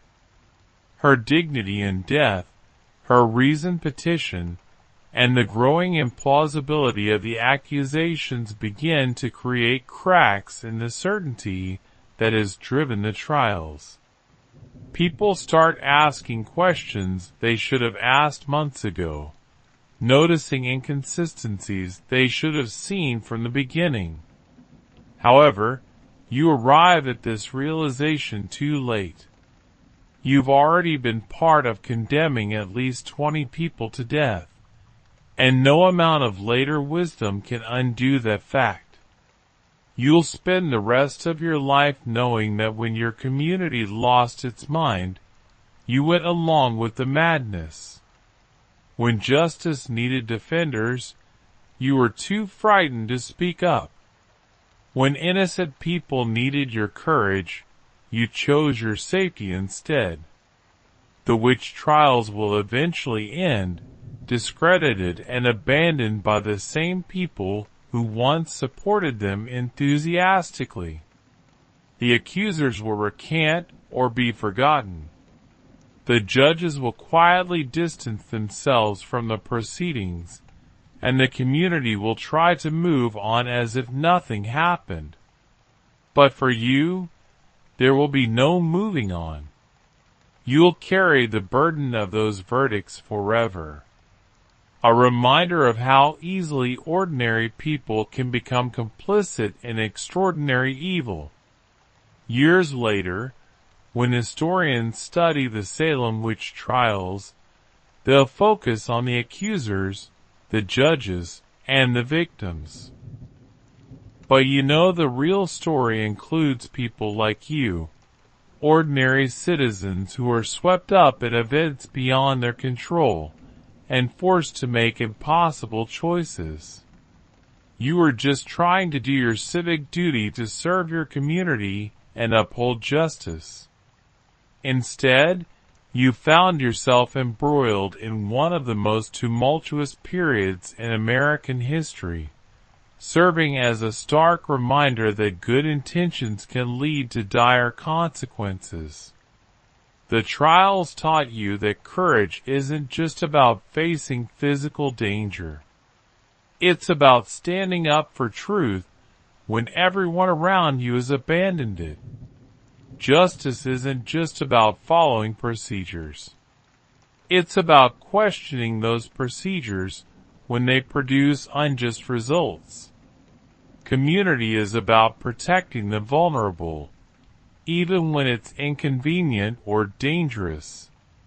You failed those tests, and Salem failed them too. The witch trials succeeded in their stated goal of rooting out evil. But the evil they found was in the hearts of the accusers, and the complicity of people like you.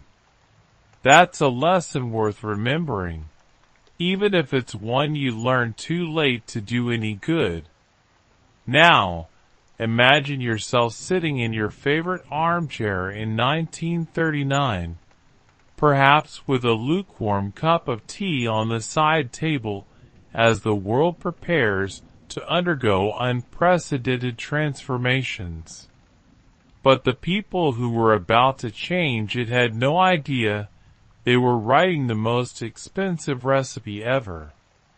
The recipe required approximately 130,000 individuals, a duration of 3 years, and sufficient funds to establish a modest nation. It all started because some very smart people got very worried. Imagine the feeling you get when you realize you left the stove on. And imagine that feeling multiplied by the entire future of civilization. That's roughly what Leo Szilard felt when he heard that German scientists had figured out how to split uranium atoms. Szilard was a genius who could probably calculate the trajectory of falling toast while still in his pajamas. But even he couldn't foresee the consequences of his concern. The amusing thing about Szilard is that he was the kind of person who would patent an idea for a nuclear reactor, then immediately realize it might be dangerous and try to keep it secret. It's like inventing dynamite and then whispering the recipe.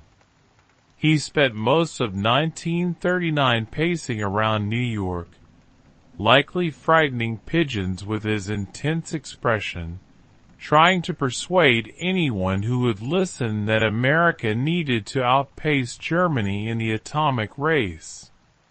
But you can't just walk into the White House and say, "Hey, we need to build a massive bomb." Well, you can try, but they'll probably escort you out rather quickly. So, Szilard did what any reasonable person would do. He got Einstein to write a letter. Apparently, even in 1939, name recognition held significant importance. Einstein, who probably just wanted to work on his theories in peace, found himself accidentally becoming the godfather of the atomic age.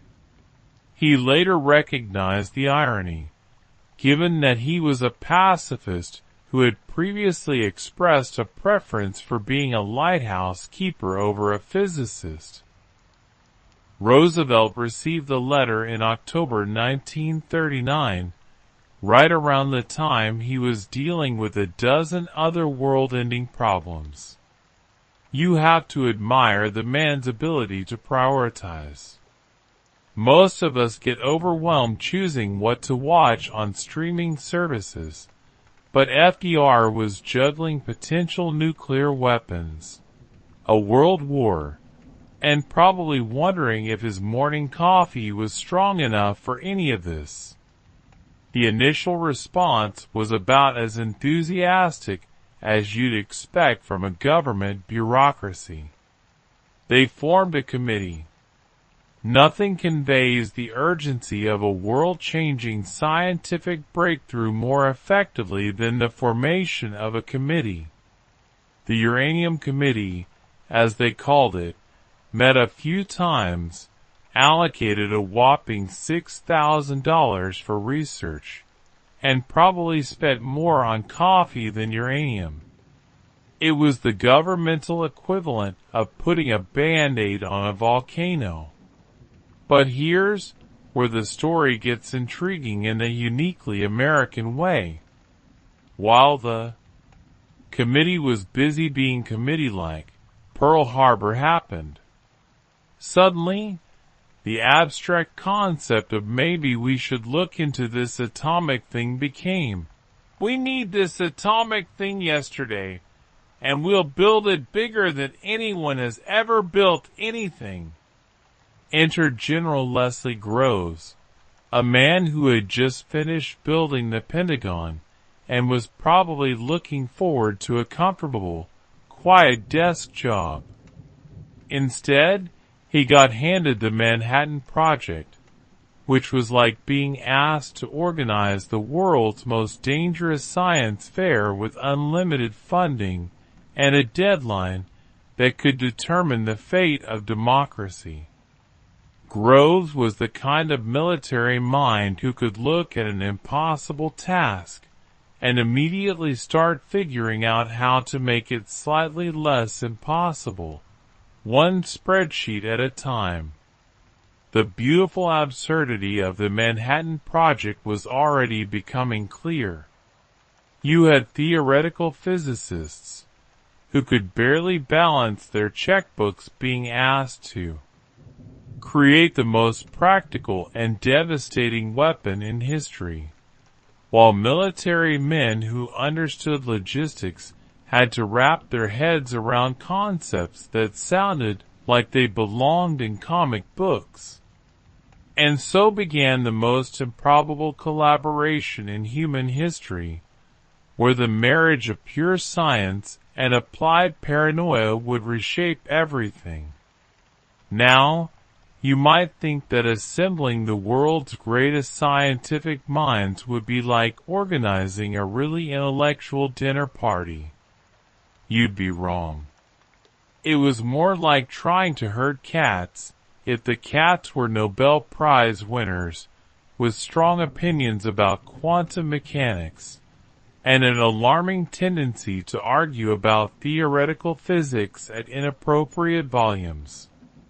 General Groves, bless his practical heart, approached this challenge the way any good military man would.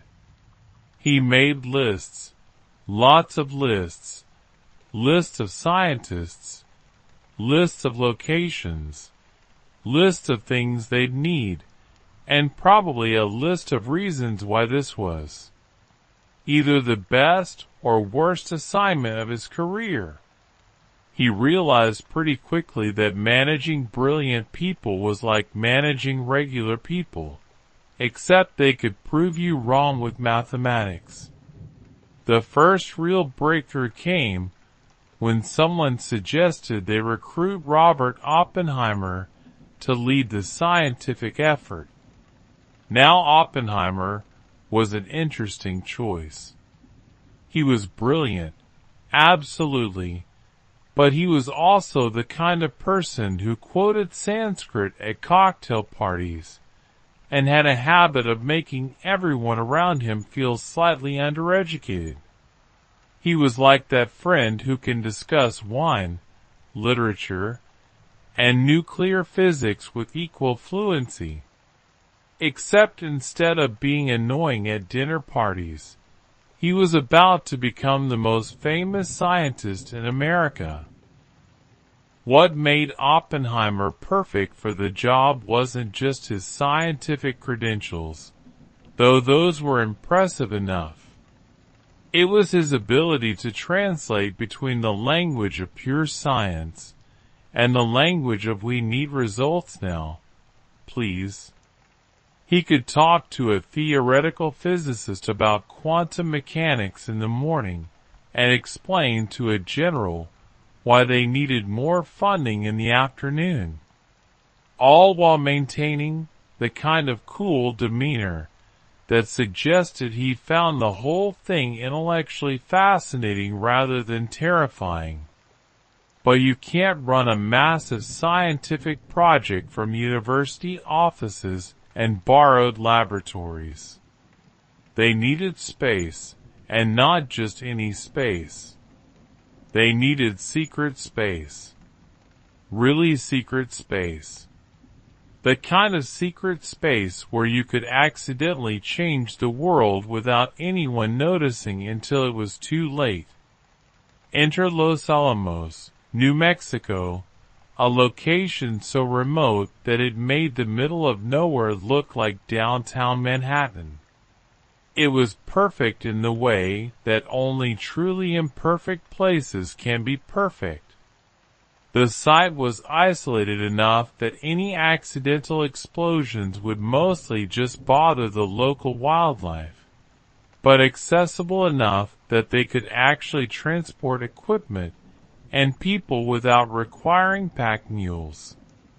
The original plan was to house maybe 30 scientists there.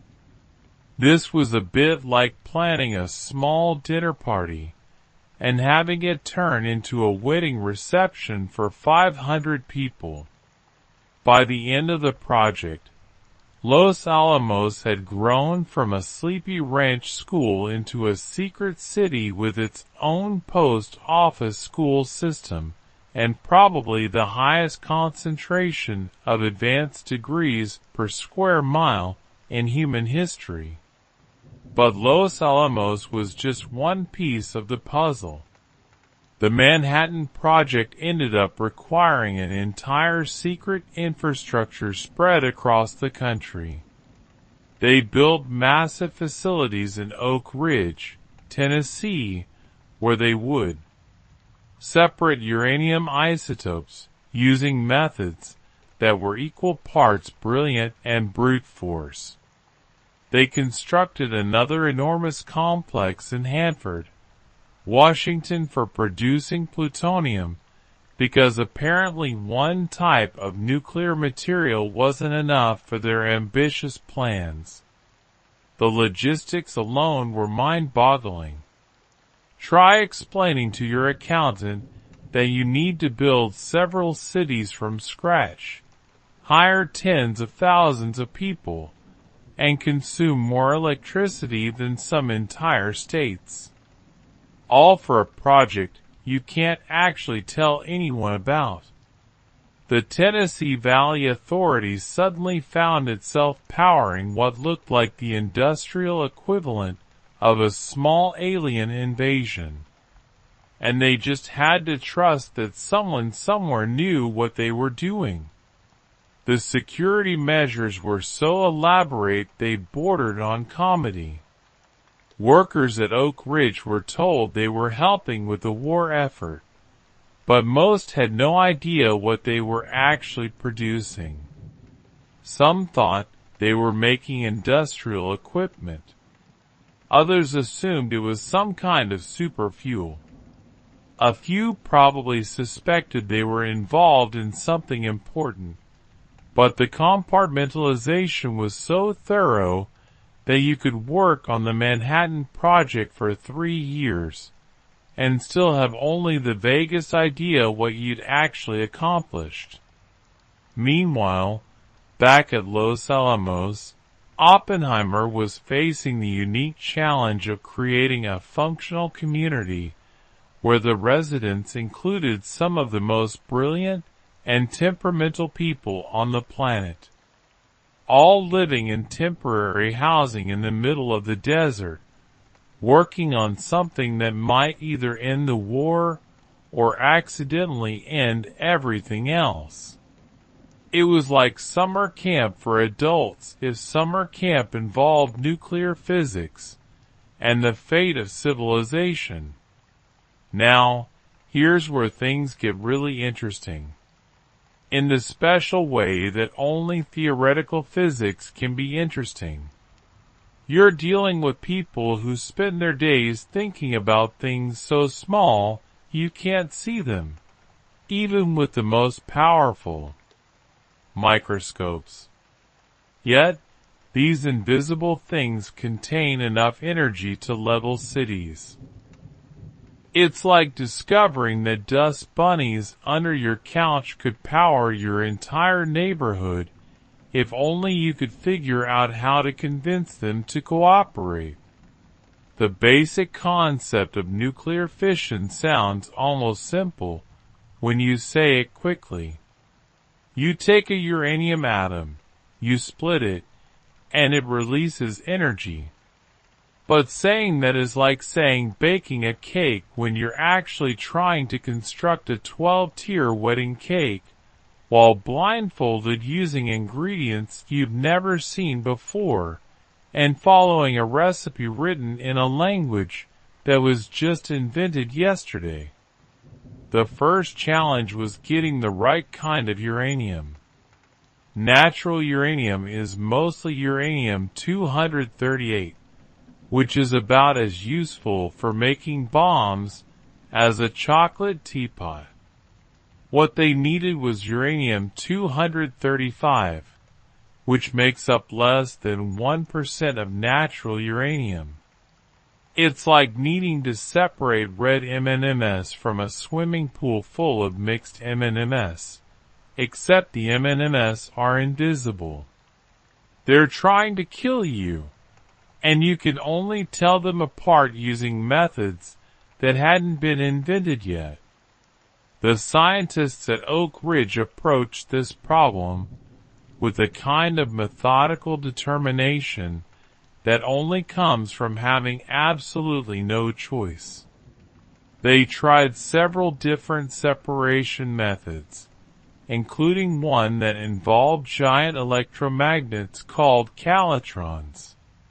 These machines were enormous and consumed so much electricity that they basically turned the separation of uranium isotopes into an industrial process that could be seen from space if satellites had existed then. However, uranium was not the sole option available. Nuclear reactors could create plutonium, an element absent in nature. Plutonium was like uranium's more complicated cousin, potentially more powerful, but also more difficult to work with, and with a personality that could charitably be described as temperamental. Creating plutonium required building nuclear reactors, which brought its own special set of challenges. The first reactor was built under the football stadium at the University of Chicago, because apparently someone thought that the best place to test humanity's first controlled nuclear chain reaction was directly underneath a major American city. The physicist in charge of this experiment, Enrico Fermi, was reportedly betting on whether the reaction would stop when they wanted it to, which shows how well they understood what they were doing. Fermi, incidentally, was the kind of scientist who could calculate complex physics problems in his head, while other people were still looking for their calculators. He was also famous for his ability to estimate almost anything. Give him a few minutes and some basic information, and he could tell you approximately how many piano tuners lived in Chicago, or how much energy would be released by various theoretical nuclear explosions. This skill turned out to be surprisingly useful when dealing with weapons that release more energy than anyone had ever handled before. The Chicago reactor worked thankfully without accidentally eliminating the Midwest, and it provided the proof of concept needed to build much larger reactors at Hanford.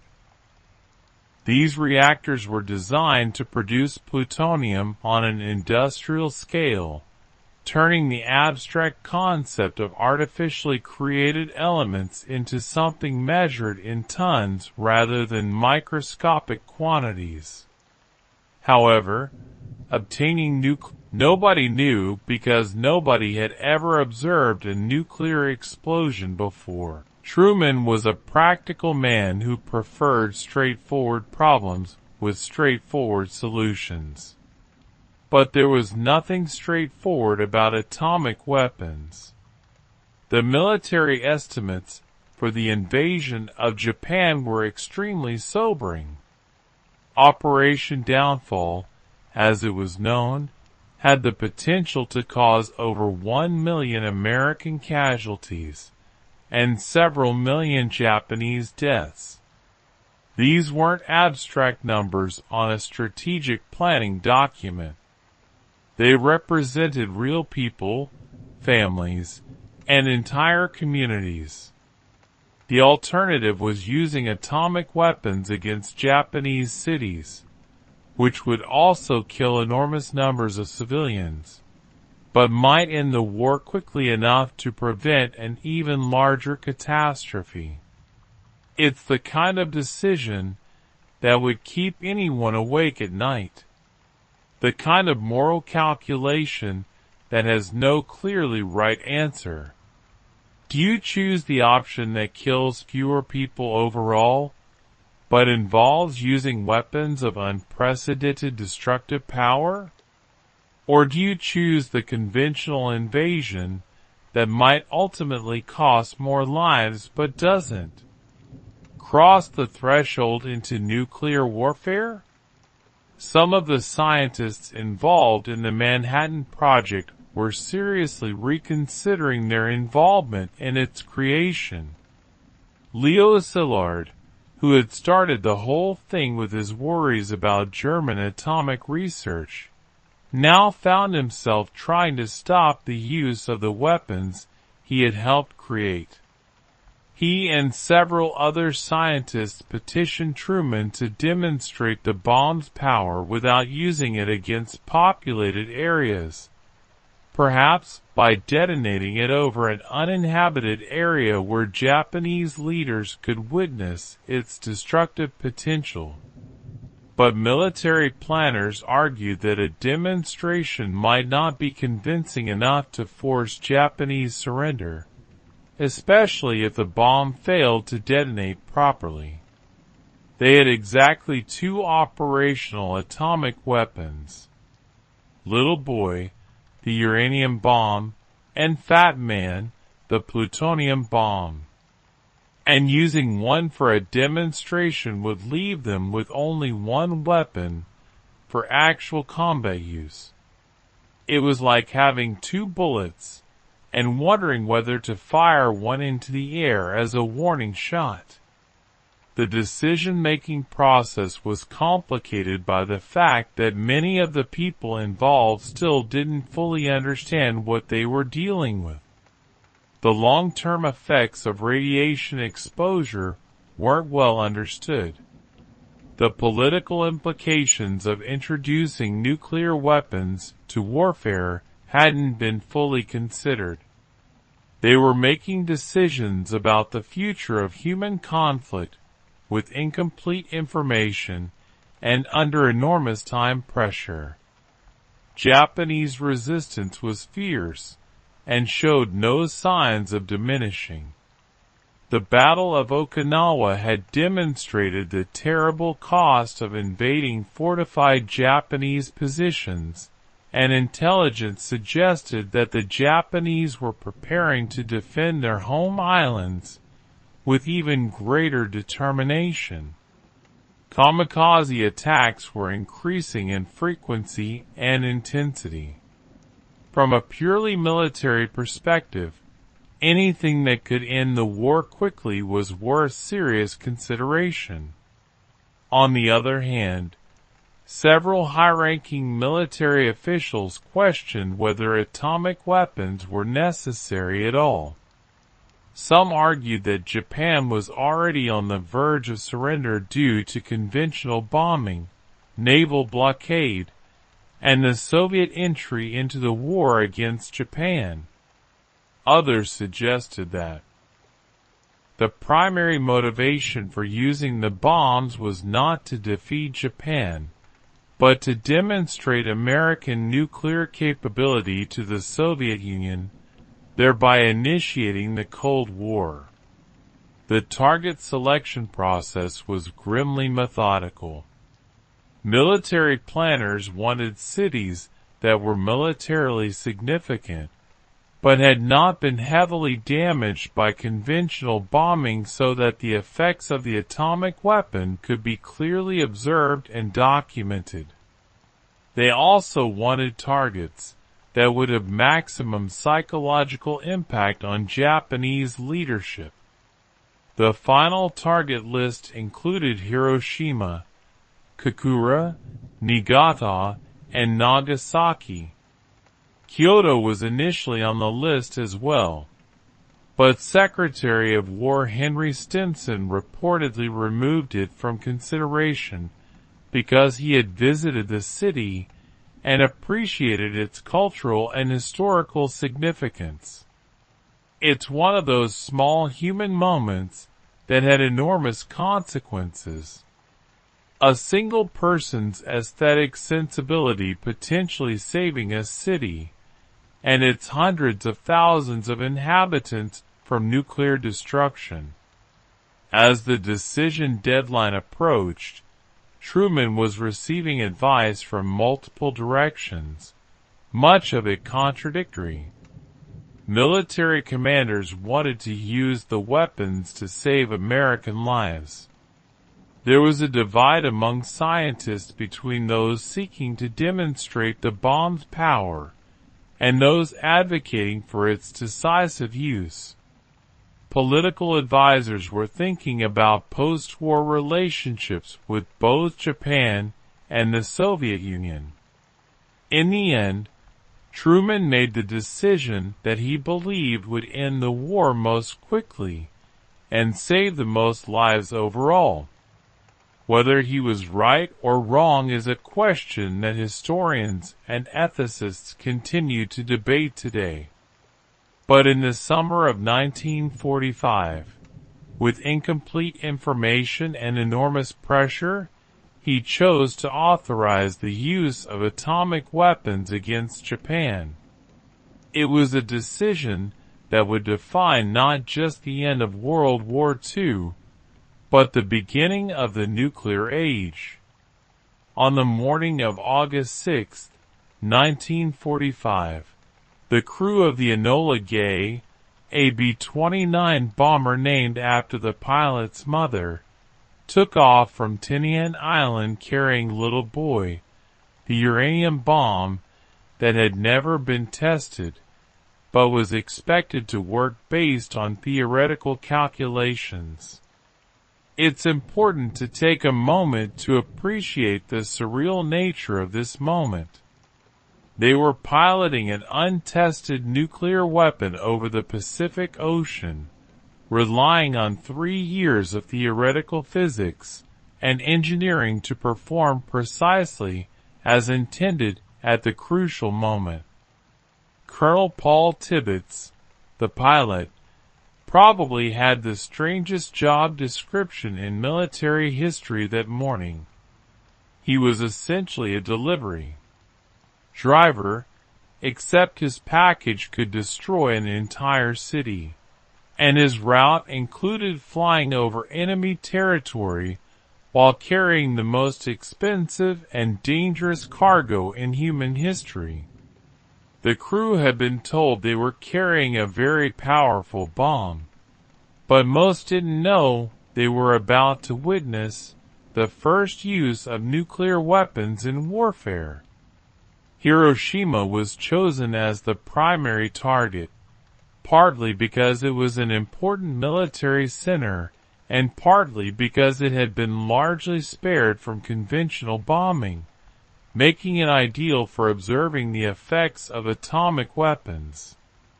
The city had about 350,000 people going about their morning routines, unaware that they were about to witness a historic moment.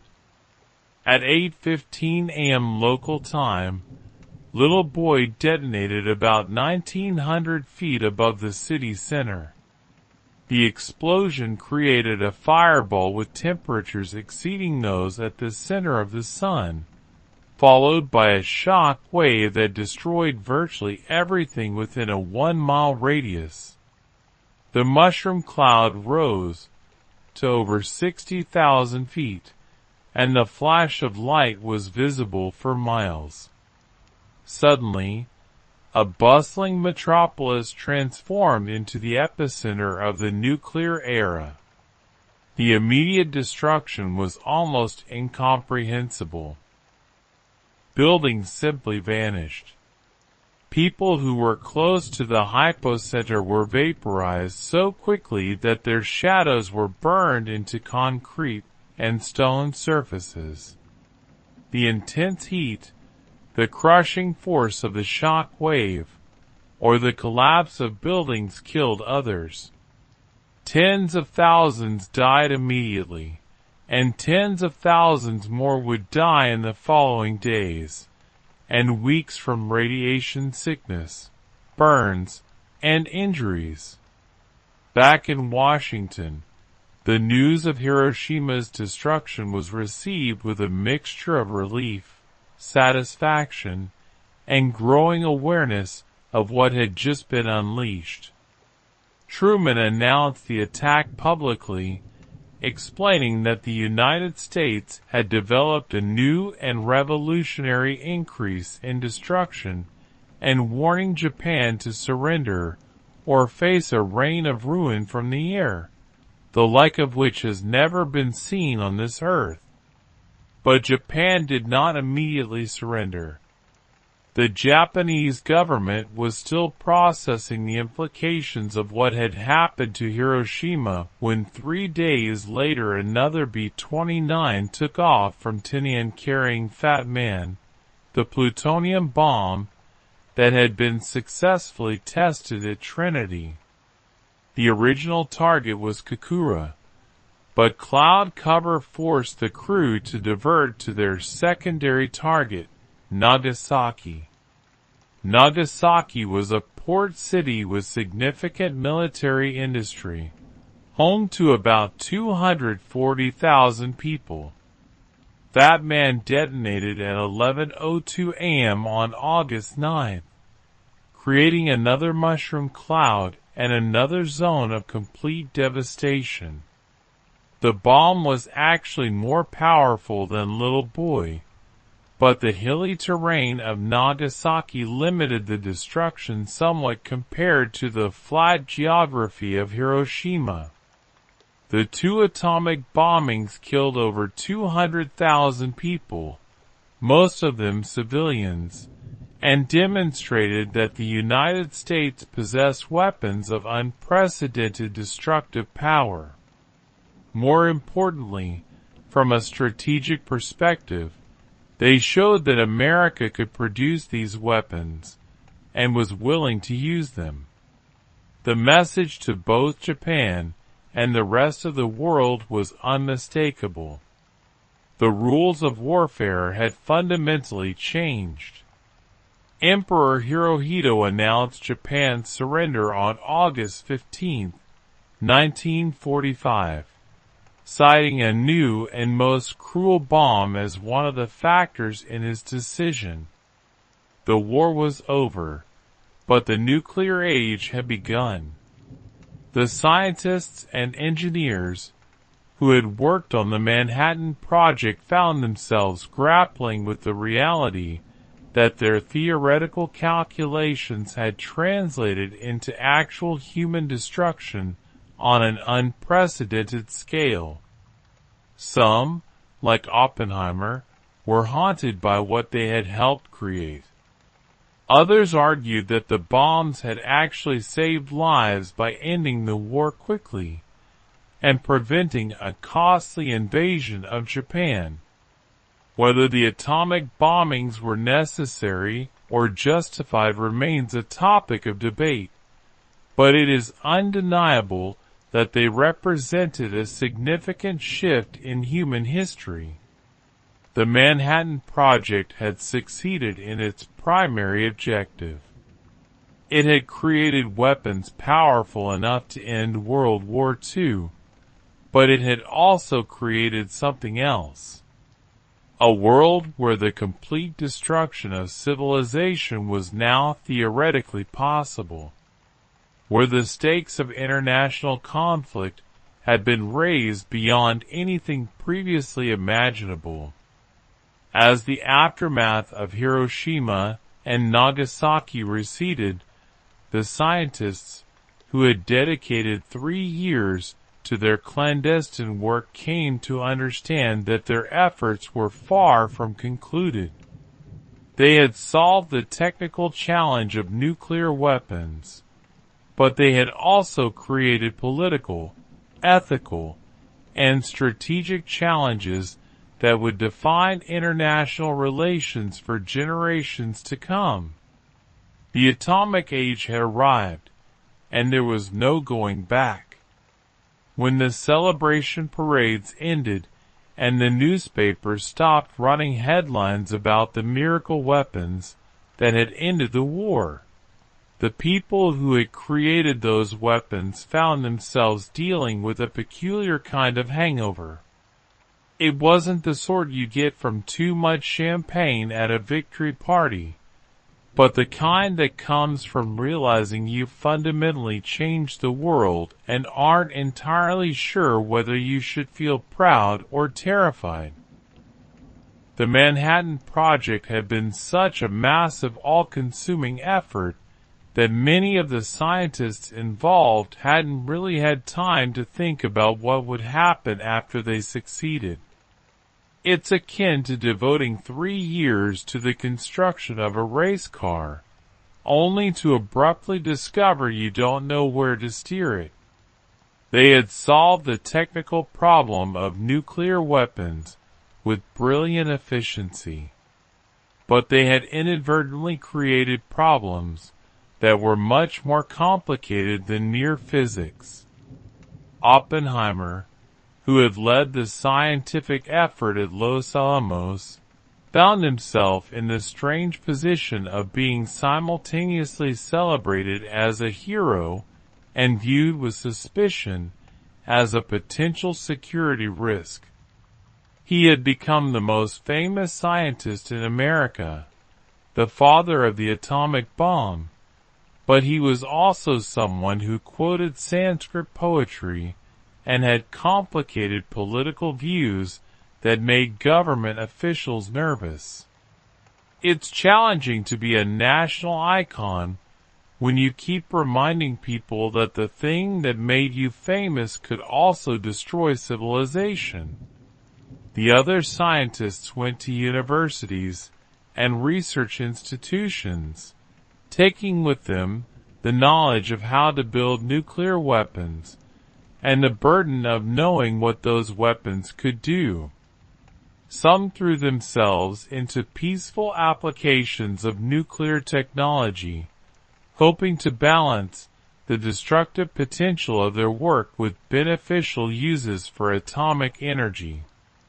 Others became advocates for nuclear disarmament, arguing that the weapons they had helped create were too dangerous for any nation to possess. But the most significant change was in how countries thought about war and international relations. The atomic bomb had made the concept of total victory obsolete because it now potentially meant total destruction for everyone involved. It was like discovering that winning an argument could result in both participants being struck by lightning. The traditional logic of warfare, where you could defeat your enemies without destroying yourself, no longer applied when nuclear weapons were involved. The Soviet Union, which had been America's ally during the war, immediately began working on its own nuclear weapons program. Joseph Stalin was not the sort of leader who was comfortable with other countries having weapons he didn't possess, especially weapons that could level entire cities. The race to develop nuclear weapons became the foundation of what would be called the Cold War, a decades-long standoff between superpowers armed with enough nuclear weapons to destroy each other many times over. The scientists who had worked on the Manhattan Project watched this development with a mixture of resignation and horror. Many thought that nuclear weapons would be so obviously bad that no sane leader would want to make more. Instead, they discovered that human nature was more complicated than nuclear physics and that the existence of nuclear weapons seemed to make other countries want nuclear weapons even more desperately. Nuclear testing became a regular occurrence, with both the United States and the Soviet Union detonating increasingly powerful weapons in remote locations around the world. The hydrogen bomb, developed in the early 1950s, made the weapons used against Japan look small by comparison. It was comparable to the difference between a firecracker and a volcano, with both having the potential to destroy human civilization if misused. The legacy of the Manhattan Project extended far beyond military applications.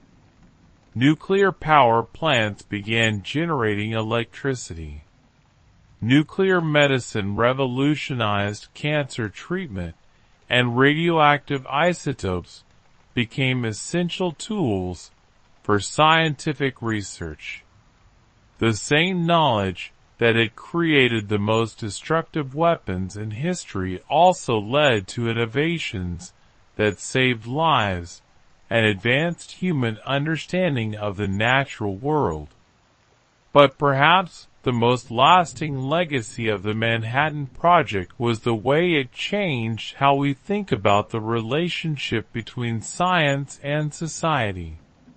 Before 1945, most people viewed scientific research as inherently beneficial, a pure pursuit of knowledge that inevitably led to human progress.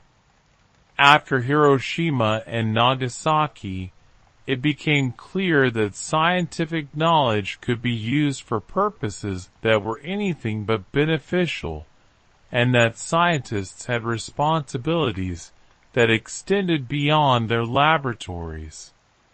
The Manhattan Project demonstrated that given enough resources, brilliant people, and sufficient motivation, humans could solve almost any technical problem.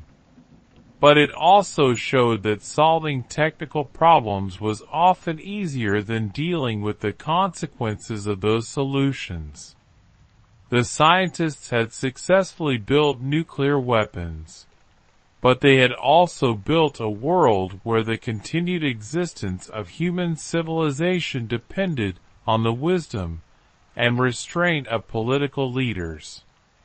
As you settle in for sleep tonight, it's worth remembering that the story of the Manhattan Project is ultimately a story about human beings trying to solve an unprecedented problem under enormous pressure, making decisions with incomplete information, and dealing with consequences they couldn't fully anticipate. The scientists, engineers, and military personnel involved were not fundamentally different from people today.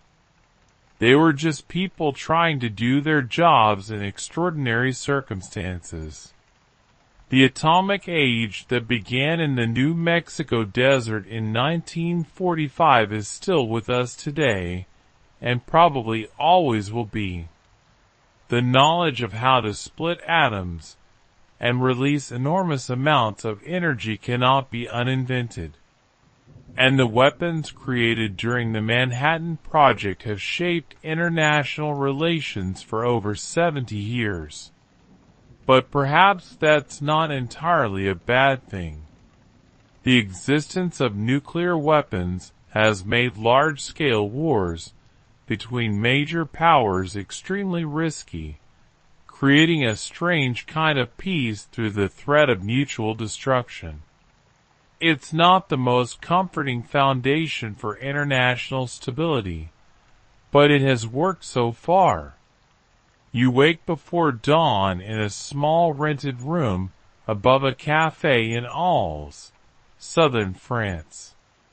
It's 1888, and the pre-dawn darkness carries the smell of yesterday's coffee grounds and turpentine. Your name is Vincent van Gogh, though almost nobody knows it yet. And your feet hit the cold floorboards with the same purpose they've had for years. Today, you will paint. The ritual begins in silence. You don't light the lamp immediately because your eyes need to adjust naturally, the way a baker's hands need to learn dough before the oven warms. You've discovered that rushing this transition from sleep to wakefulness produces paintings that feel hurried, disconnected from the pulse of actual seeing.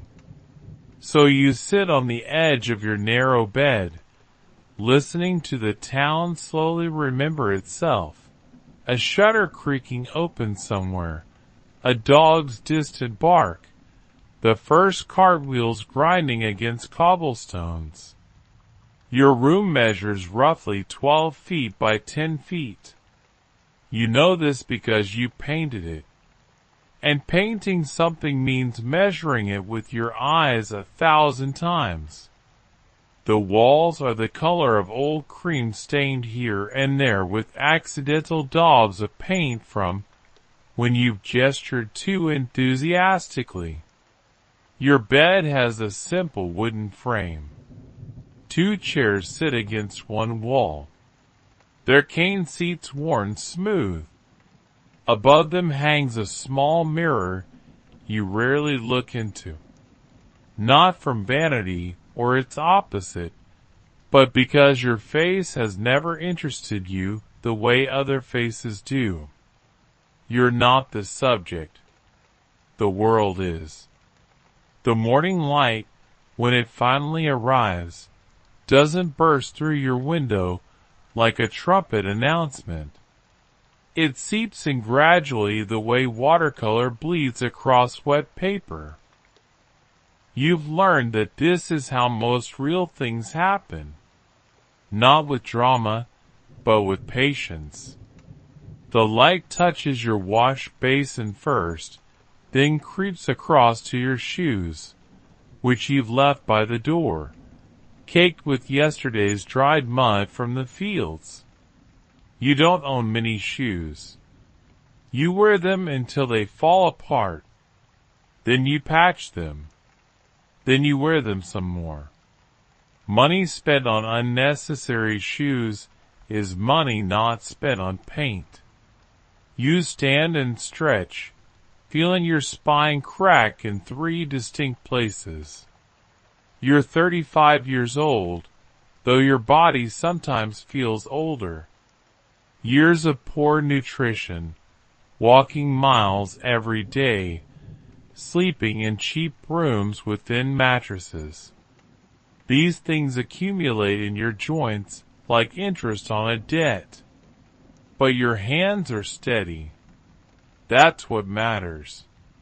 Your hands are strong and certain even when your mind isn't. The morning ablutions are practical, almost military in their efficiency. Cold water from the basin splashed on your face, scrubbing away sleep and yesterday's paint that somehow always ends up on your temples and behind your ears.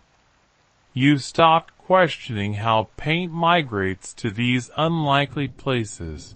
Artists are always slightly decorated with their work. Like bakers with flour or blacksmiths with soot, you dry your face with a rough towel, Then run your fingers through your red hair, which sticks up in several directions, and will continue to do so regardless of your efforts. Vanity about grooming seems absurd when you're about to spend 10 hours staring at sunflowers. Breakfast is whatever's available, which usually isn't much. Today, it's bread from 2 days ago. Harder now, but still edible when torn into pieces. You eat it. Standing by the window, looking out at the street below. The baker across the way is opening his shutters. A woman in a dark dress sweeps her doorstep with brisk, irritated strokes, as if the dust has personally offended her. A cat slides along the wall like liquid. You memorize these things without trying. Your brain has become a collection box for visual information, constantly gathering material, even during these supposedly idle moments.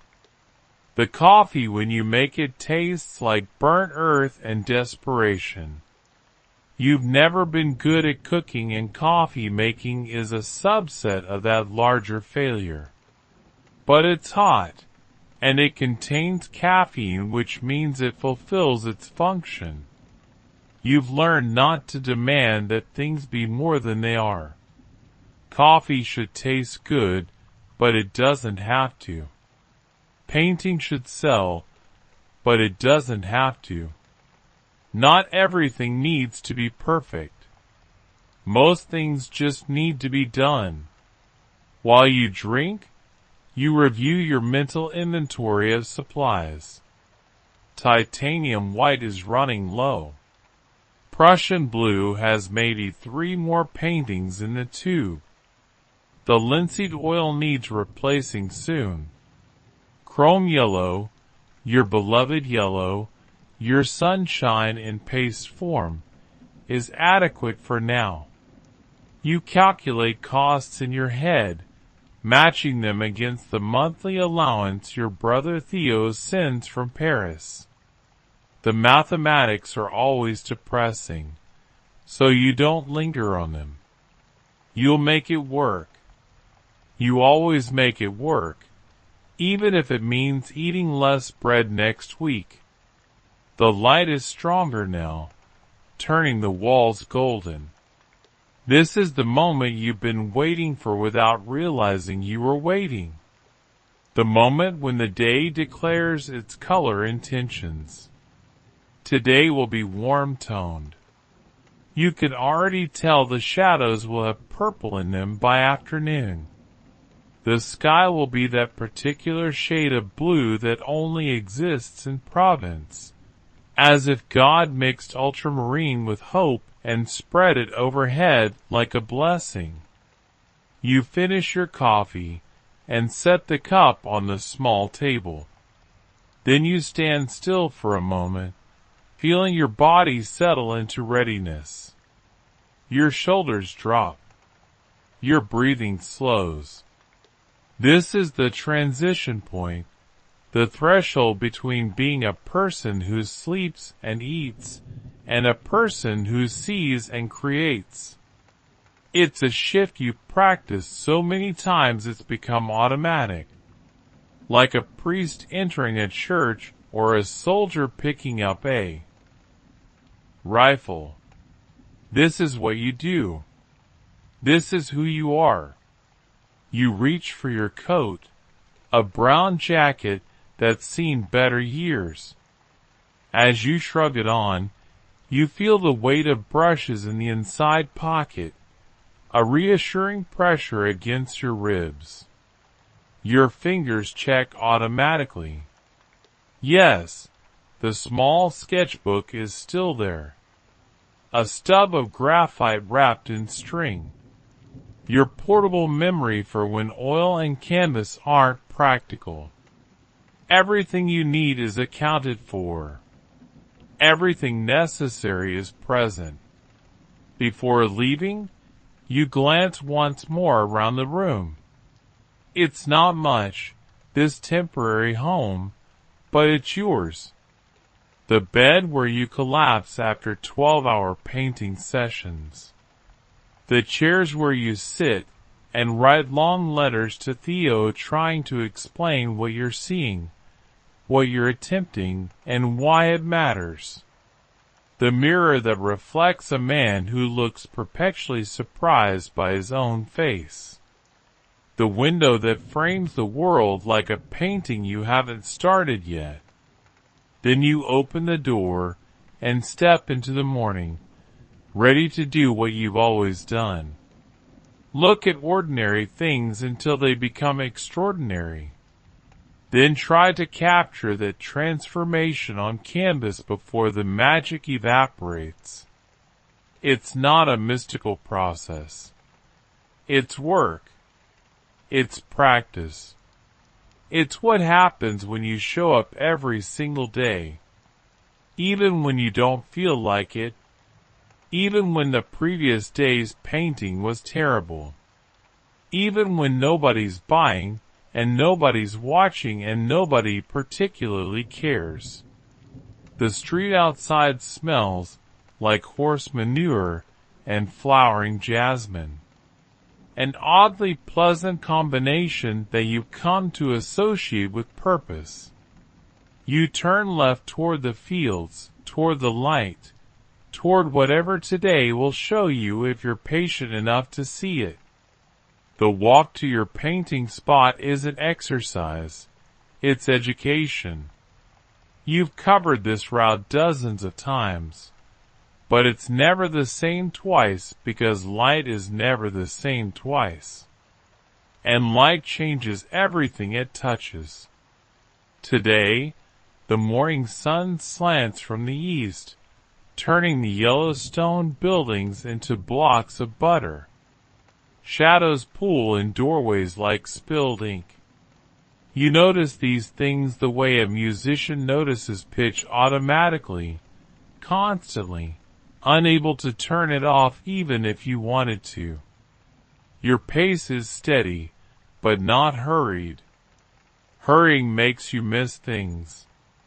You learned this years ago, when you were trying to be a minister, rushing between appointments and pastoral visits, and realized you were moving through the world without actually seeing it. Now you move deliberately, your eyes scanning left to right, up and down, taking in the whole visual field like a camera with an impossibly wide lens. An old woman sits on a low stool outside her house, peeling potatoes into a tin basin.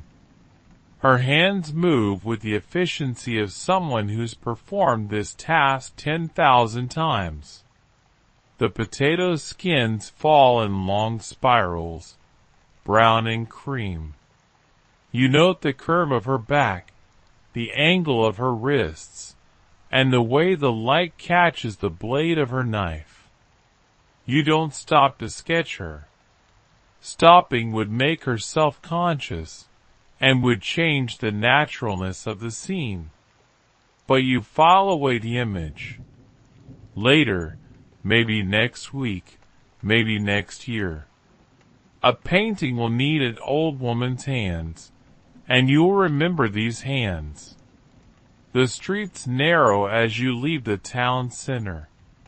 The buildings lean toward each other overhead, creating a tunnel of shade that's 10 degrees cooler than the sunny patches. Your boots, those perpetually muddy boots, click against the cobblestones with a rhythm that's almost musical. Click, click, click, click like a metronome, keeping time for a very slow song. You pass the blacksmith shop, already hot despite the early hour. The smith himself, a man with forearms like hams, is working the bellows.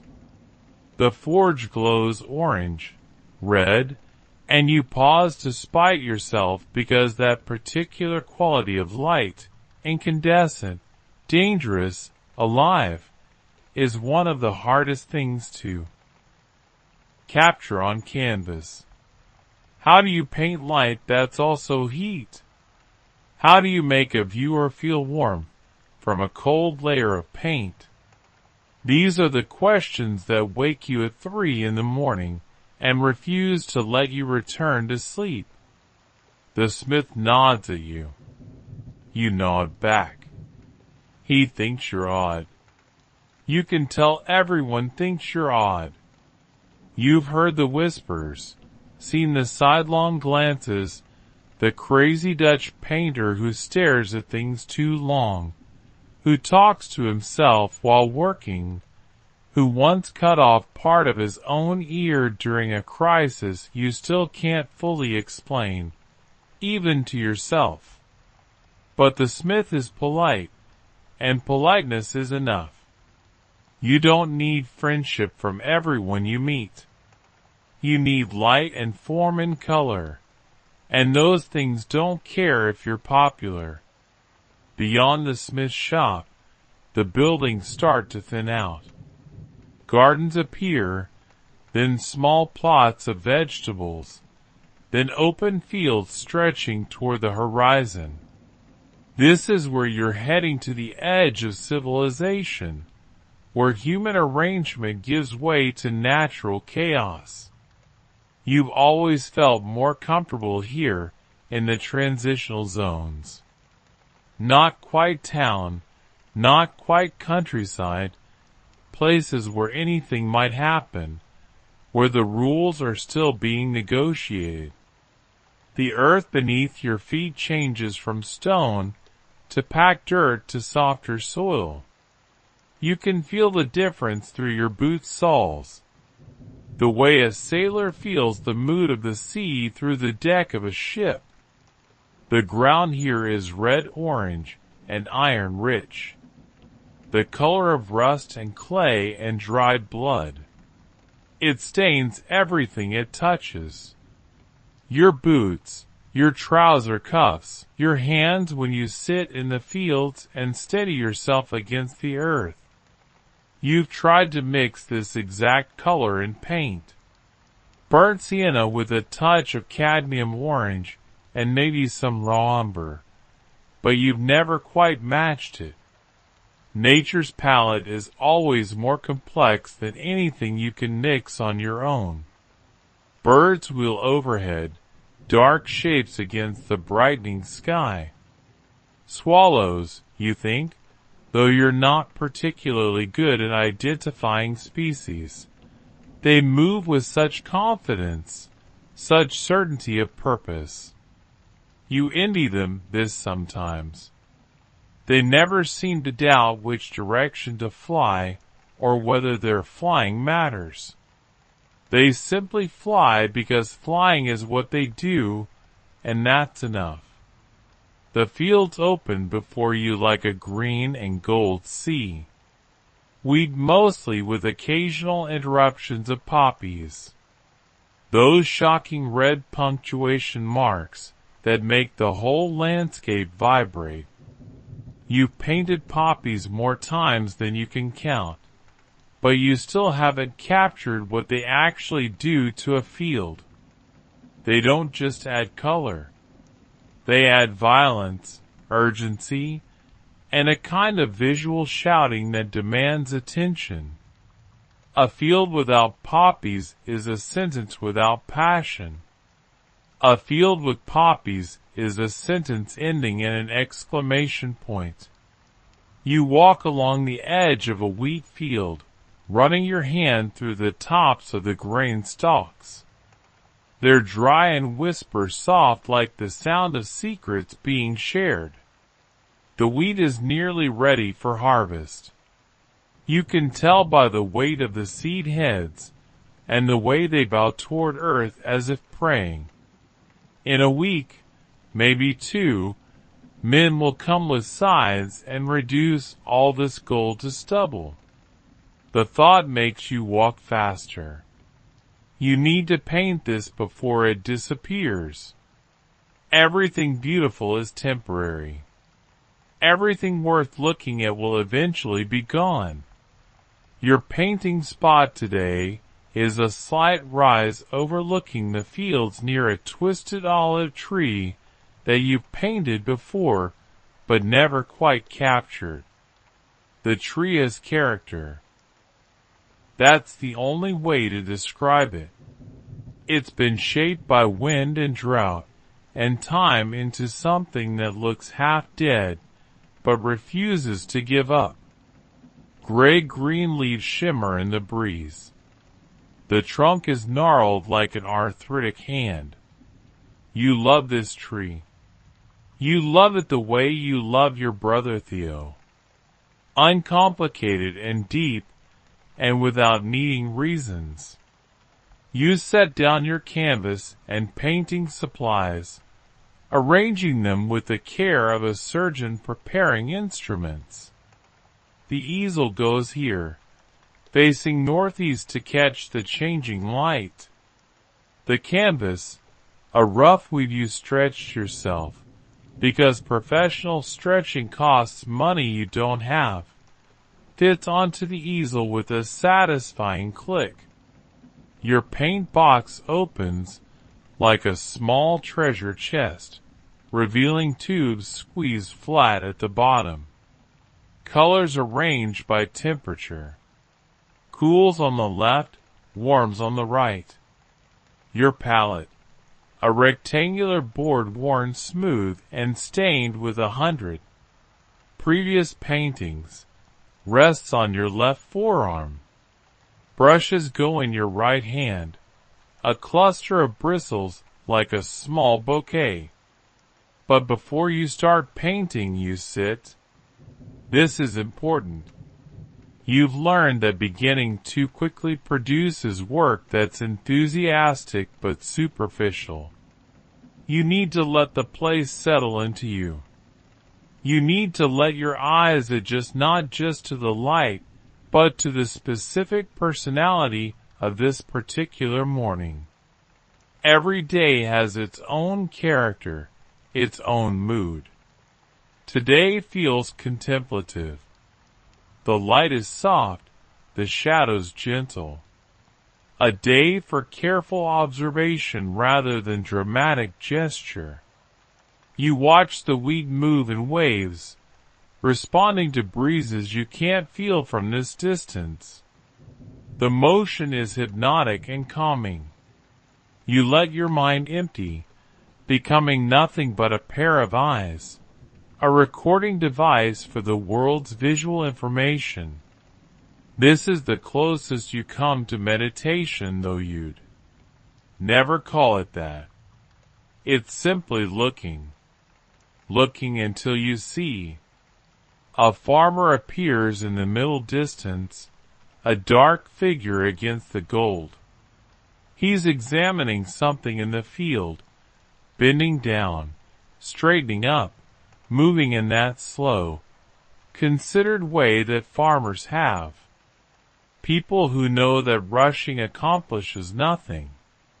The crops grow on their own schedule regardless of human impatience. You watch him for 10 minutes, 15, memorizing the shapes he makes, the way his body relates to the landscape around him. You won't paint him today. He'll be gone before you're ready. But you'll remember him. He'll appear in some future painting. A tiny figure giving scale to an endless field. A human presence making nature comprehensible. The farmer straightens one final time, then walks away, disappearing behind a distant line of trees. You're alone again with the fields and the sky and the tree that refuses to die. The light has shifted slightly in the time you've been sitting. What was gentle is becoming assertive. The shadows are sharper. The colors are warmer. It's time to begin. You stand, feeling your knees crack again. Then you pick up a brush, load it with thin paint, and make the first mark on the canvas. a single line defining the horizon. It's a small gesture, barely noticeable, but it's everything. It's the moment when possibility becomes actuality, when the blank canvas stops being frightening and becomes simply a problem to solve. You've begun. The rest will follow because the rest always follows. You just have to keep going, one brush stroke after another, until the day runs out or the painting is finished, whichever comes first. The first hour of painting is always a conversation with doubt. Your hand moves automatically, blocking in the major shapes. Sky here, field there, tree in the middle distance. But your mind questions everything. Is the horizon line too high, too low? Should the wheat be more yellow or more gold? Does the olive tree look like an olive tree or like a child's scribble? These questions don't paralyze you anymore, but they're always present, like a background hum you've learned to work through. You paint standing up, always standing. You tried painting seated once years ago, and found it made you timid. Something about being at eye level with the canvas gave you permission to be too careful. Too lavender offered a calming aroma, and delicate silver-toned leaves that shimmered in any variety of light. The potent, clarifying fragrance of rosemary could dispel mental fog and enhance alertness without inducing anxiety in people. Plants in the mint family offered invigorating aromas and cooling effects that could help cool even the warmest summer days. What we might refer to as layered fragrances, plant combinations that release distinct aromas at various times of day and in various weather conditions, were common in medieval enclosed gardens. The aroma of moist herbs may be verdant and dewy in the morning, mingled with the honey-sweet fragrance of flowers opening to the sun. Aromatic plants such as oregano and thyme would release their more intense aromas in the midday heat. Night-blooming plants with their mysterious and frequently more intricate aromas would emerge in the evening.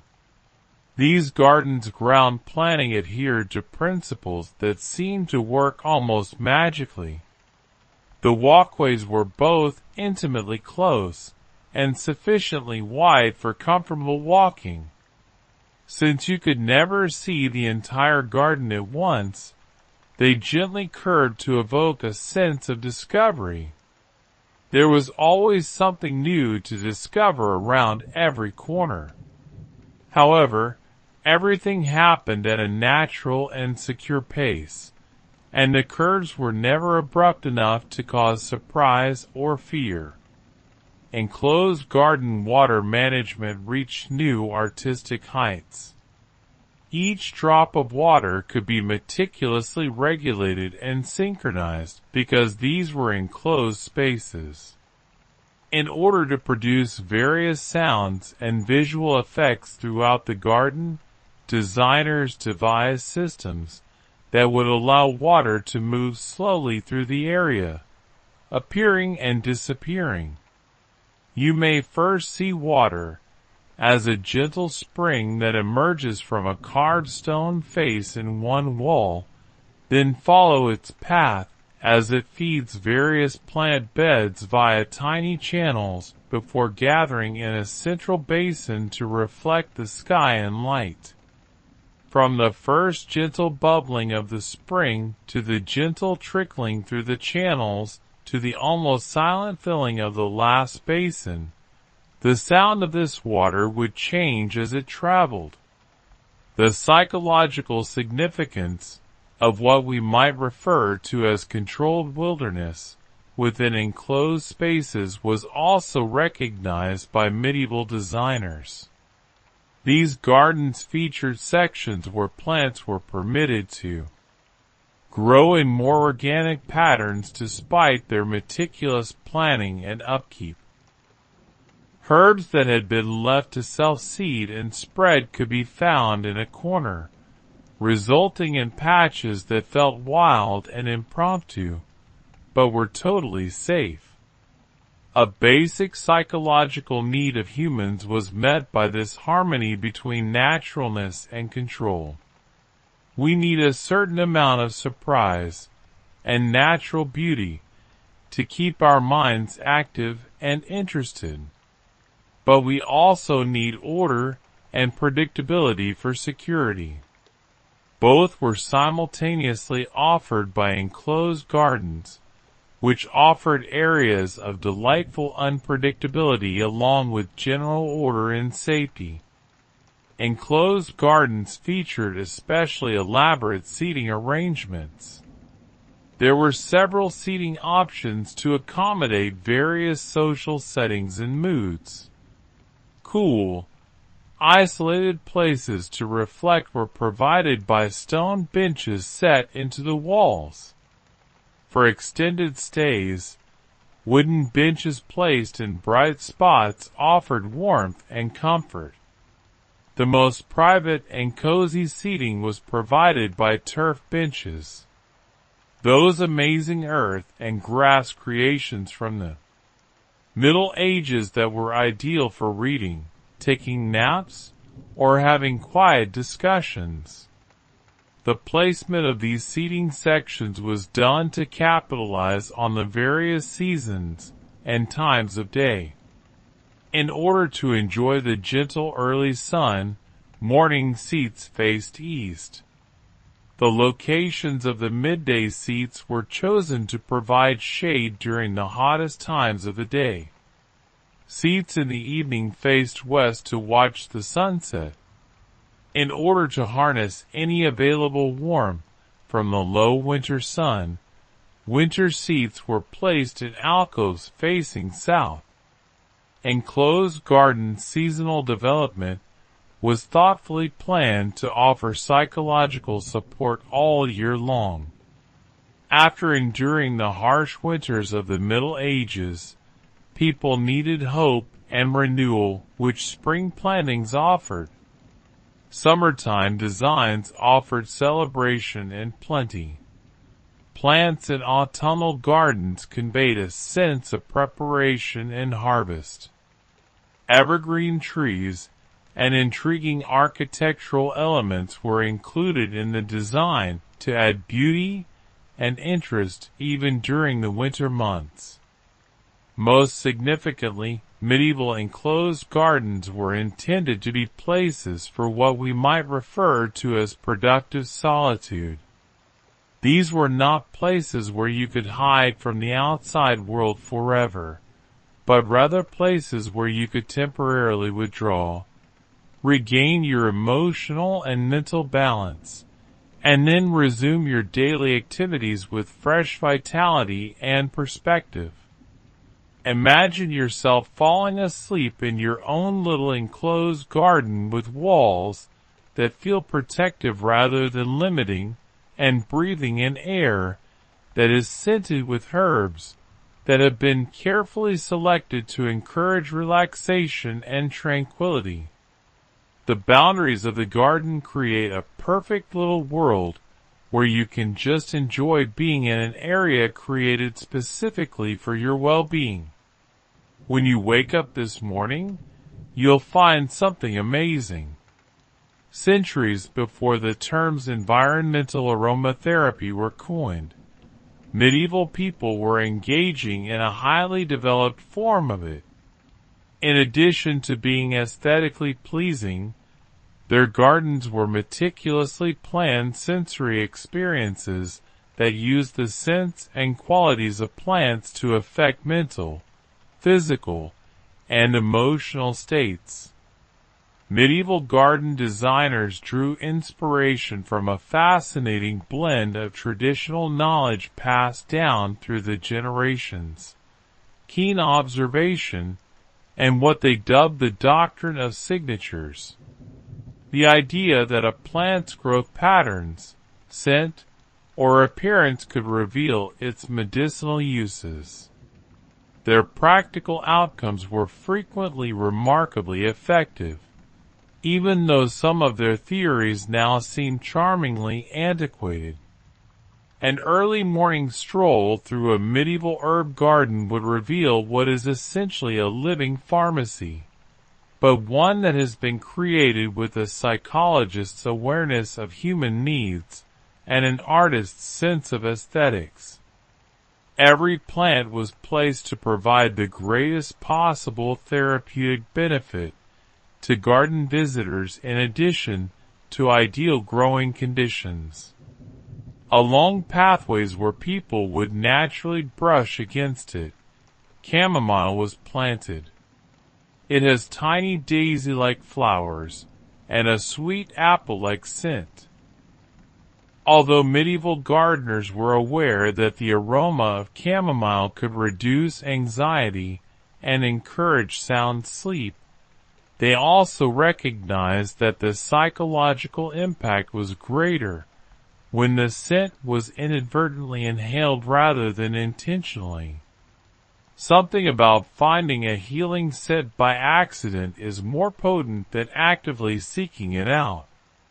In addition to its lovely purple blooms and unique scent, lavender was praised in medieval gardens for its incredibly consistent calming properties. The biochemistry of how lavender's linalool and linalool acetate compounds actually slowed down nervous system activity was unknown to medieval people, but they were aware of the effects. In order to promote peaceful sleep, lavender was planted close to places where people sat along walkways that led to private areas and particularly close to windows in bedrooms. Lavender's placement in gardens demonstrated a sophisticated understanding of scent dispersal. Medieval gardeners planted lavender in sunny locations where afternoon heat would optimize its therapeutic benefits because they knew that the plant releases its strongest fragrance during the warmest part of the day. Additionally, they placed lavender bushes where people might unintentionally brush against them while strolling because they knew that bruised lavender releases even more scent. Almost like a garden guardian, rosemary was placed close to gates and entrances so that its potent calming scent could assist guests in shifting from the disorganized state of everyday life to the concentrated awareness required for appreciating a garden. According to contemporary research, medieval people thought rosemary improved mental clarity and memory. It is true that compounds found in rosemary can enhance alertness and cognitive function. However, this is where the genius of medieval garden design was displayed. Rosemary was also planted alongside soothing herbs like chamomile and lavender. The end effect was a well-balanced scent experience that could improve mental clarity without causing overstimulation or anxiety. In these gardens, you felt more at ease and could think more clearly. Two things that are surprisingly hard to combine. The most adaptable medicinal plants in medieval gardens came from the mint family. Various mints were used to achieve various physical and psychological effects. Without the potency of peppermint, spearmint provided mild digestive support and a revitalizing mental boost. The sweeter, softer scent of apple mint was ideal for unwinding in the evening. In the damp spots next to garden water features where its cooling qualities could intensify the revitalizing effects of flowing water, water mint flourished. Medieval gardeners also recognized a fact that contemporary aromatherapy is rediscovering. Combinations of plants rather than individual species frequently produced the most potent therapeutic fragrances. In their gardens, they established what we might refer to as fragrance neighborhoods by assembling plants whose fragrances would complement one another and offer supplementary medicinal advantages. A standard calming corner might include rose for emotional support, chamomile for mild sedation, lavender for anxiety relief, and maybe a dash of mint for freshness.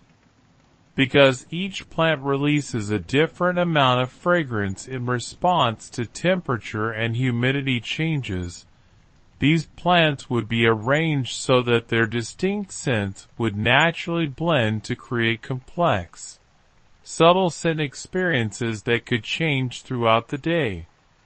In medieval gardens, roses had uses far beyond aesthetics. Various types were selected based on their distinct scents and purported impact on health and happiness.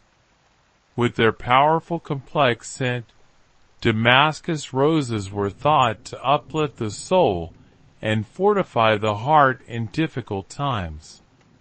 Alba roses were believed to promote rational thinking and clear mental confusion because of their fresher, cleaner scent. Roses were planted along pathways that people might walk when resolving difficult emotions. And medieval rose gardens were frequently created as emotional support systems. The perfect environment for processing and healing emotions was created by the combination of therapeutic fragrance, lovely visual stimulation, and mild physical exercise. Medieval garden seasonal fragrance progression was thoughtfully planned to promote mental well-being all year long. Fresh green fragrances that could alleviate winter depression and promote mental rejuvenation were the focus of spring gardens. Early herbs such as young rosemary and mint offered a stringent, energizing scent that might help dispel the mental sluggishness that frequently accompanied the dark months. With several plants blooming at once to create intricate multi-layered scent environments, summer gardens provided the most complete fragrance experiences. However, these weren't overpowering sensory attacks. Medieval gardeners recognized the value of restraint and balance. There were peaceful spots with delicate scents in even the most ornate summer garden.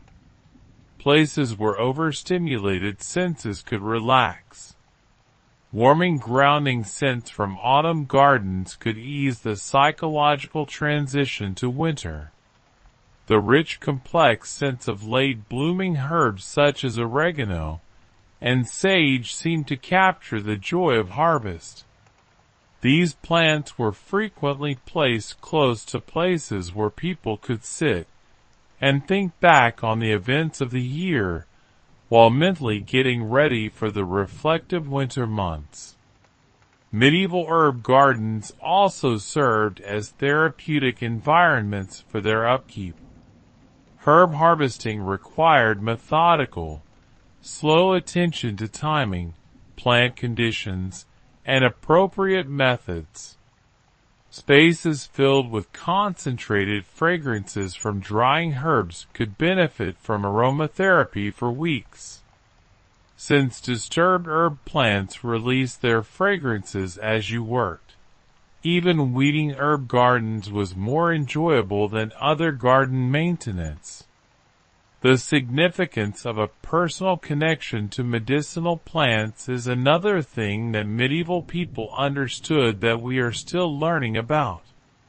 They urged garden visitors to form bonds with individual plants, learning about their unique growth patterns, best times to harvest them, and distinctive scent patterns. The therapeutic effects were enhanced by this individualized attention. The benefits of a plant seem to be more potent when you know it well.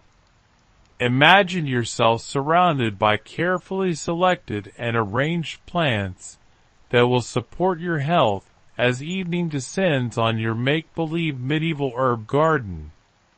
A delicate combination of scents permeates the air, calming the stresses of the day and preparing your mind for a good night's sleep. Every breath brings you compounds that have been used for thousands of years to help people find health and peace.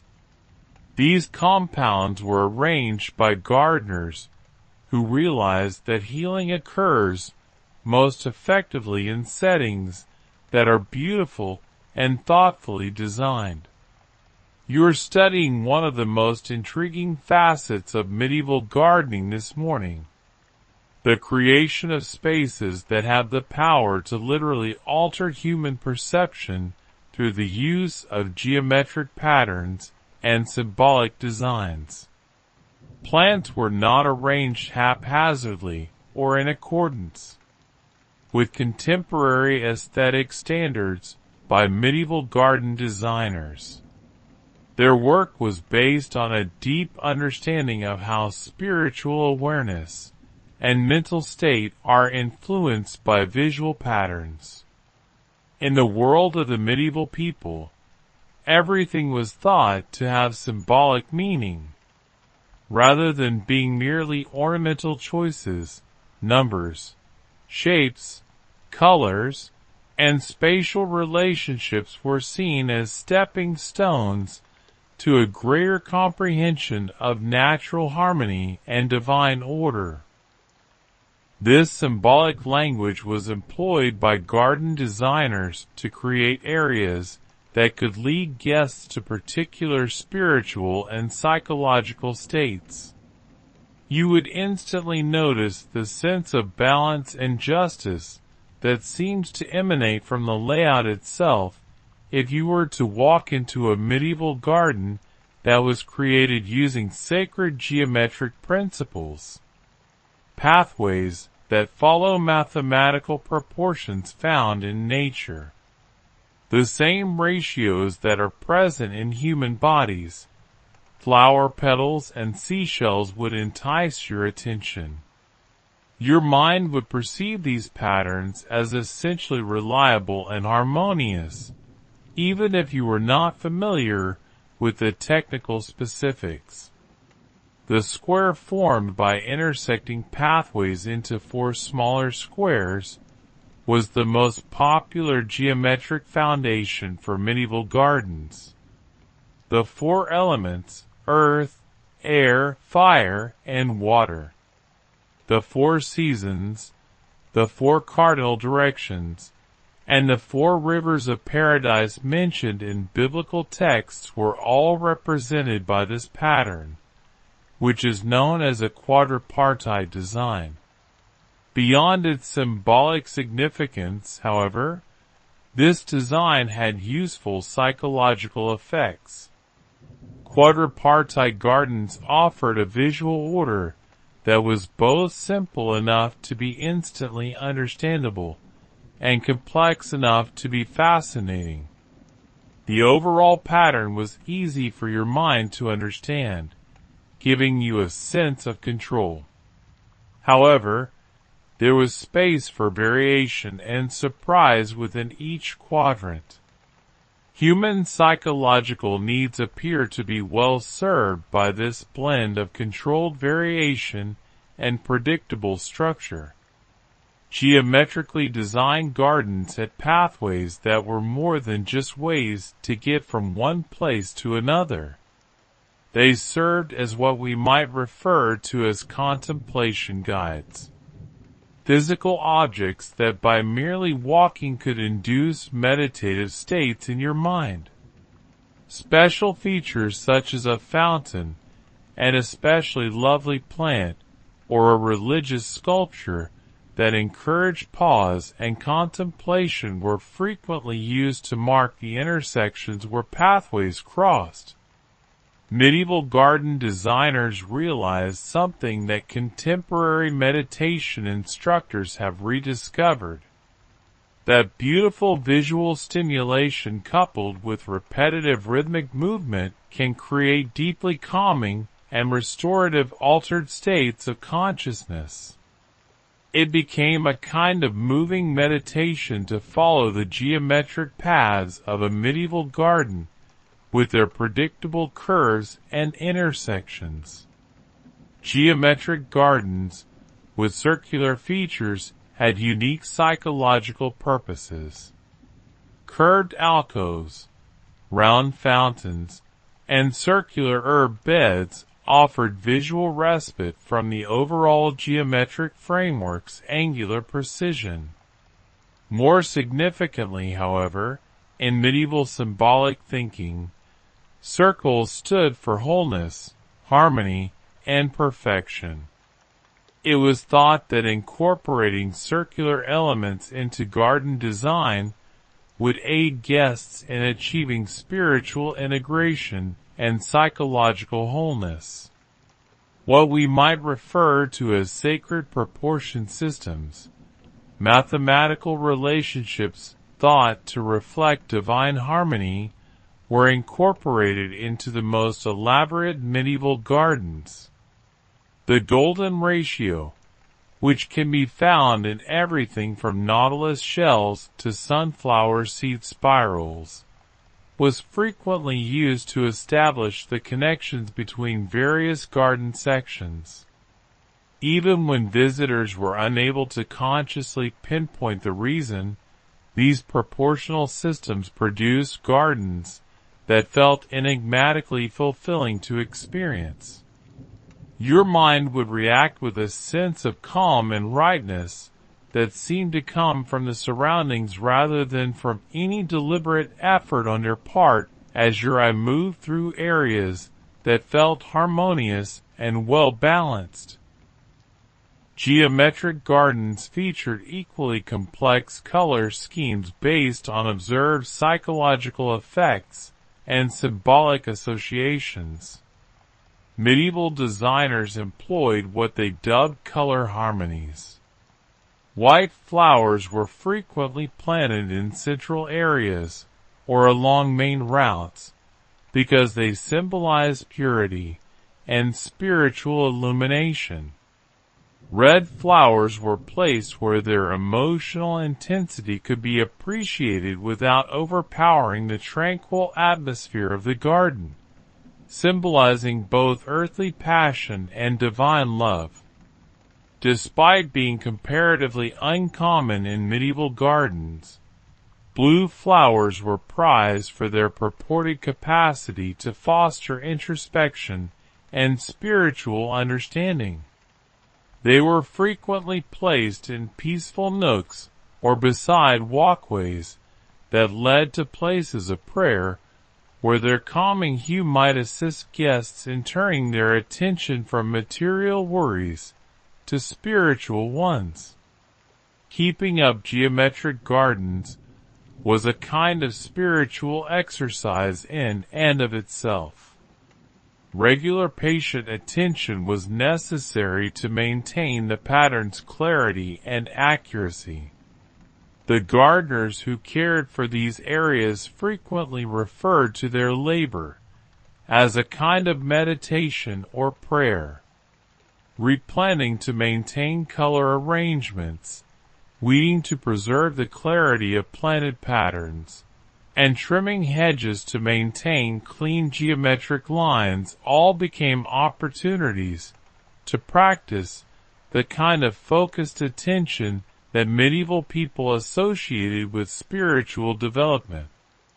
Geometric gardens were designed with seasonal changes in mind to preserve the key patterns while offering year-round diversity and interest. The linear features of the garden, such as the bulbs placed along the edges of the pathways to produce clear lines of color, could be highlighted with spring plantings. While keeping their fundamental boundaries, summer plantings could fill in the geometric shapes with a profusion of growth, even as their foliage changed color. Plants that offered strong structural elements could be found in autumn gardens. In order to maintain the geometric patterns even when the majority of the plants were inactive, winter gardens relied on hardscape components and evergreen plants. The psychological significance of what we might refer to as pattern completion was also recognized by medieval garden designers, who produced geometric designs that encouraged guests to actively perceive the patterns rather than merely passively observing them. The entire geometric pattern may not be immediately apparent when you first enter a garden. Instead, you may need to navigate through different sections and observe the area from different perspectives before the entire pattern becomes clear to you. Important psychological purposes were fulfilled by this gradual pattern recognition process. It was a gentle, fulfilling puzzle with a clear solution that kept your mind active. Garden patterns could be fully comprehended and appreciated. In contrast to the intricate and frequently intractable issues of everyday medieval life, a sense of emotional and intellectual relief that was hard to find elsewhere was brought on by this experience of understanding and completion. The geometric garden's design symbolic meanings also gave guests what we might refer to as contemplation frameworks, organized approaches to considering life's more profound issues. A garden that is themed around the number 4 could inspire contemplation of the 4 seasons of spiritual growth, the 4 stages of life, or the 4 virtues. Through garden design, these ideas were made tangible and approachable rather than being abstract philosophical concepts. Geometric gardens, maze, and labyrinth features had specific psychological purposes, since they could engender fear rather than serenity. True mazes with their numerous paths and dead ends were less prevalent in serene medieval gardens. But because of their meditative properties, labyrinths, single-path patterns that wound in intricate yet predictable ways toward a central goal, were well-liked. It took just the right amount of mental focus to navigate a labyrinth, keeping your conscious mind busy while allowing deeper levels of awareness to emerge. What medieval people referred to as contemplative prayer, and what we might recognize as a type of walking meditation, were made possible by the rhythmic movement and the visual interest of the winding path. What medieval designers referred to as paradise features, elements created especially to evoke the biblical Garden of Eden or other sacred landscapes, were found in the most ornate geometric gardens. These could include particular plant combinations mentioned in religious texts, or fountains arranged to form the 4 rivers of paradise. However, even these highly symbolic components were incorporated into designs that placed more emphasis on psychological calm and comfort than on purely symbolic accuracy. Observe how the shadows highlight the patterns that lead your eye and mind to peace as evening light starts to slant across your imagined geometric garden. Lines of light and shadow reveal mathematical relationships that appeared abstract during the day, serving as a reminder that the same principles that give flowers and seashells their beauty also influence the areas where people can find the most tranquility. As our tour of medieval gardens comes to an end tonight, you find yourself sitting in a garden that reflects all we have learned together. A place where noble sophistication meets monastery wisdom, where geometric precision embraces natural beauty, and where each element has been thoughtfully chosen to foster human peace. The surrounding garden is a representation of centuries' worth of knowledge about what people require in order to flourish spiritually and emotionally. Despite lacking access to contemporary psychology textbooks and environmental science research, medieval garden designers created methods and ideas that are still remarkably successful today. Their gardens were more than just lovely settings. They were therapeutic havens designed by individuals who recognized the power of outward beauty to alter inner experience. You can see how every element we've come across during our exploration fulfills several functions at once. In addition to offering physical security, the walls surrounding these gardens establish psychological barriers that help your mind focus on the here and now rather than constantly looking for threats in the future. In addition to being aesthetically pleasing, the geometric pathways lead your body through gentle rhythmic motions that naturally create meditative states. In addition to producing beautiful sounds and visual interest, the water features we have found offer the psychological advantages of being near flowing water, such as enhanced focus, lowered stress hormones, and that inexplicable feeling of rejuvenation that people seem to experience when they are near water. Despite their ignorance of negative ions and the neurological effects of specific sound frequencies, medieval people noticed that people felt better when they were near flowing water. So they planned their gardens accordingly. Perhaps the most advanced knowledge of all can be found in the plant choices made for medieval gardens. These gardeners were aware of the scents that could reduce anxiety, enhance mental clarity, and facilitate the shift from wakefulness to sleep. They selected plants that would offer the appropriate sensory experiences during the seasons when people most needed them, because they were aware of seasonal psychology. Perhaps more significantly, though, medieval garden designers recognized that peace is more than simply the absence of stress or conflict, something we occasionally overlook in our contemporary world. True peace is a positive state that must be actively created and maintained through careful attention to environment, relationships, and daily practices. Medieval gardens were intended to promote peace. Each component combined to help guests transition from whatever state they were in to one of true peace and rejuvenation without strain or effort.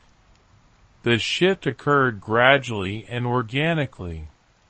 Simply by spending time in a thoughtfully designed setting, you would find that your natural ability for peace would reassert itself, and that the tensions and worries of the day would dissolve as you entered these gardens. Medieval garden maintenance ideas also contain timeless lessons. These areas were cared for with love, patience, and what the medievals referred to as right intention, the desire to bring about healing and beauty rather than efficiency or maximum output. The gardeners who cared for these areas were aware that their own mental states during work had an impact on the outcome. Compared to gardens tended with meditative care, gardens tended with hurried frustration felt different. This idea applies to all facets of creating tranquil spaces, not just gardening. Beyond just physical arrangements, the energy and intention we put into any space or activity, whether we're setting up a room, cooking, or just planning our daily schedule, influences the outcome. Important lessons about the interplay between structure and freedom were also imparted by medieval gardens. They weren't wild, unruly places, but they also weren't strict or repressive. They offered dependable beauty, well-defined boundaries, and predictable patterns. But there was also space for growth, surprise, and organic variation. Human psychological well-being appears to depend on this harmony between spontaneity and order. In our contemporary world, we frequently vacillate between two extremes. Either we give up on structure completely and hope that freedom alone will bring peace, or we attempt to control every element of our surroundings and schedule. Medieval gardens offer a compromise. Building pillars that support rather than impede our innate ability to be happy and peaceful. Another timeless lesson is provided by the seasonal awareness incorporated into medieval garden design.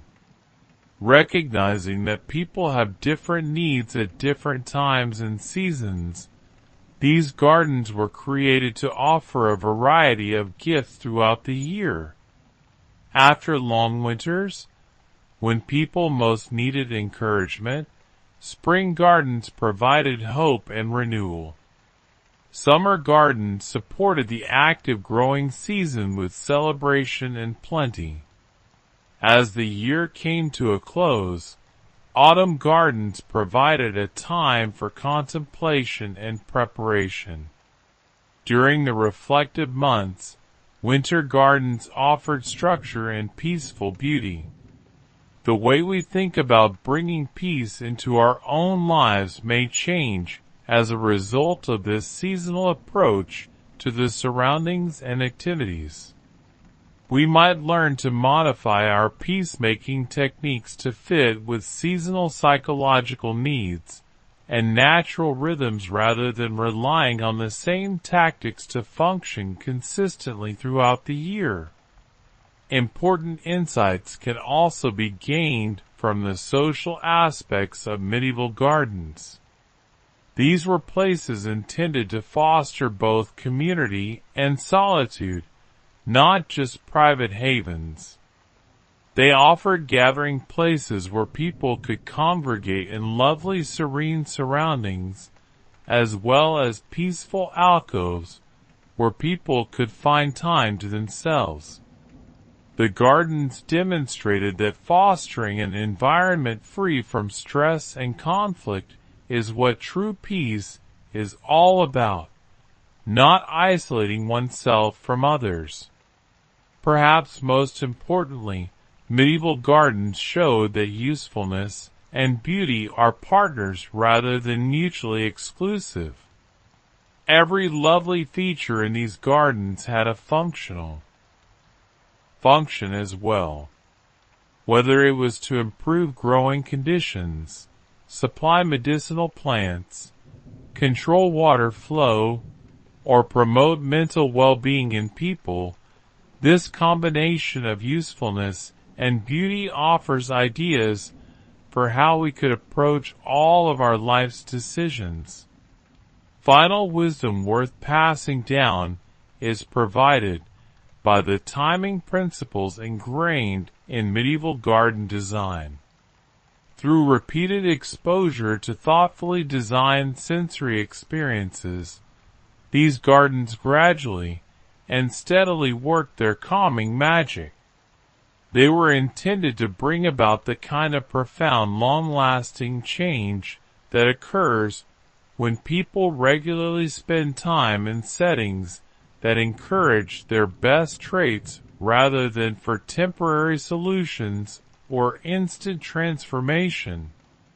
Imagine yourself carrying forward the fundamental ideas we've learned as you get ready to leave this fictional medieval garden and head back to your own time and place.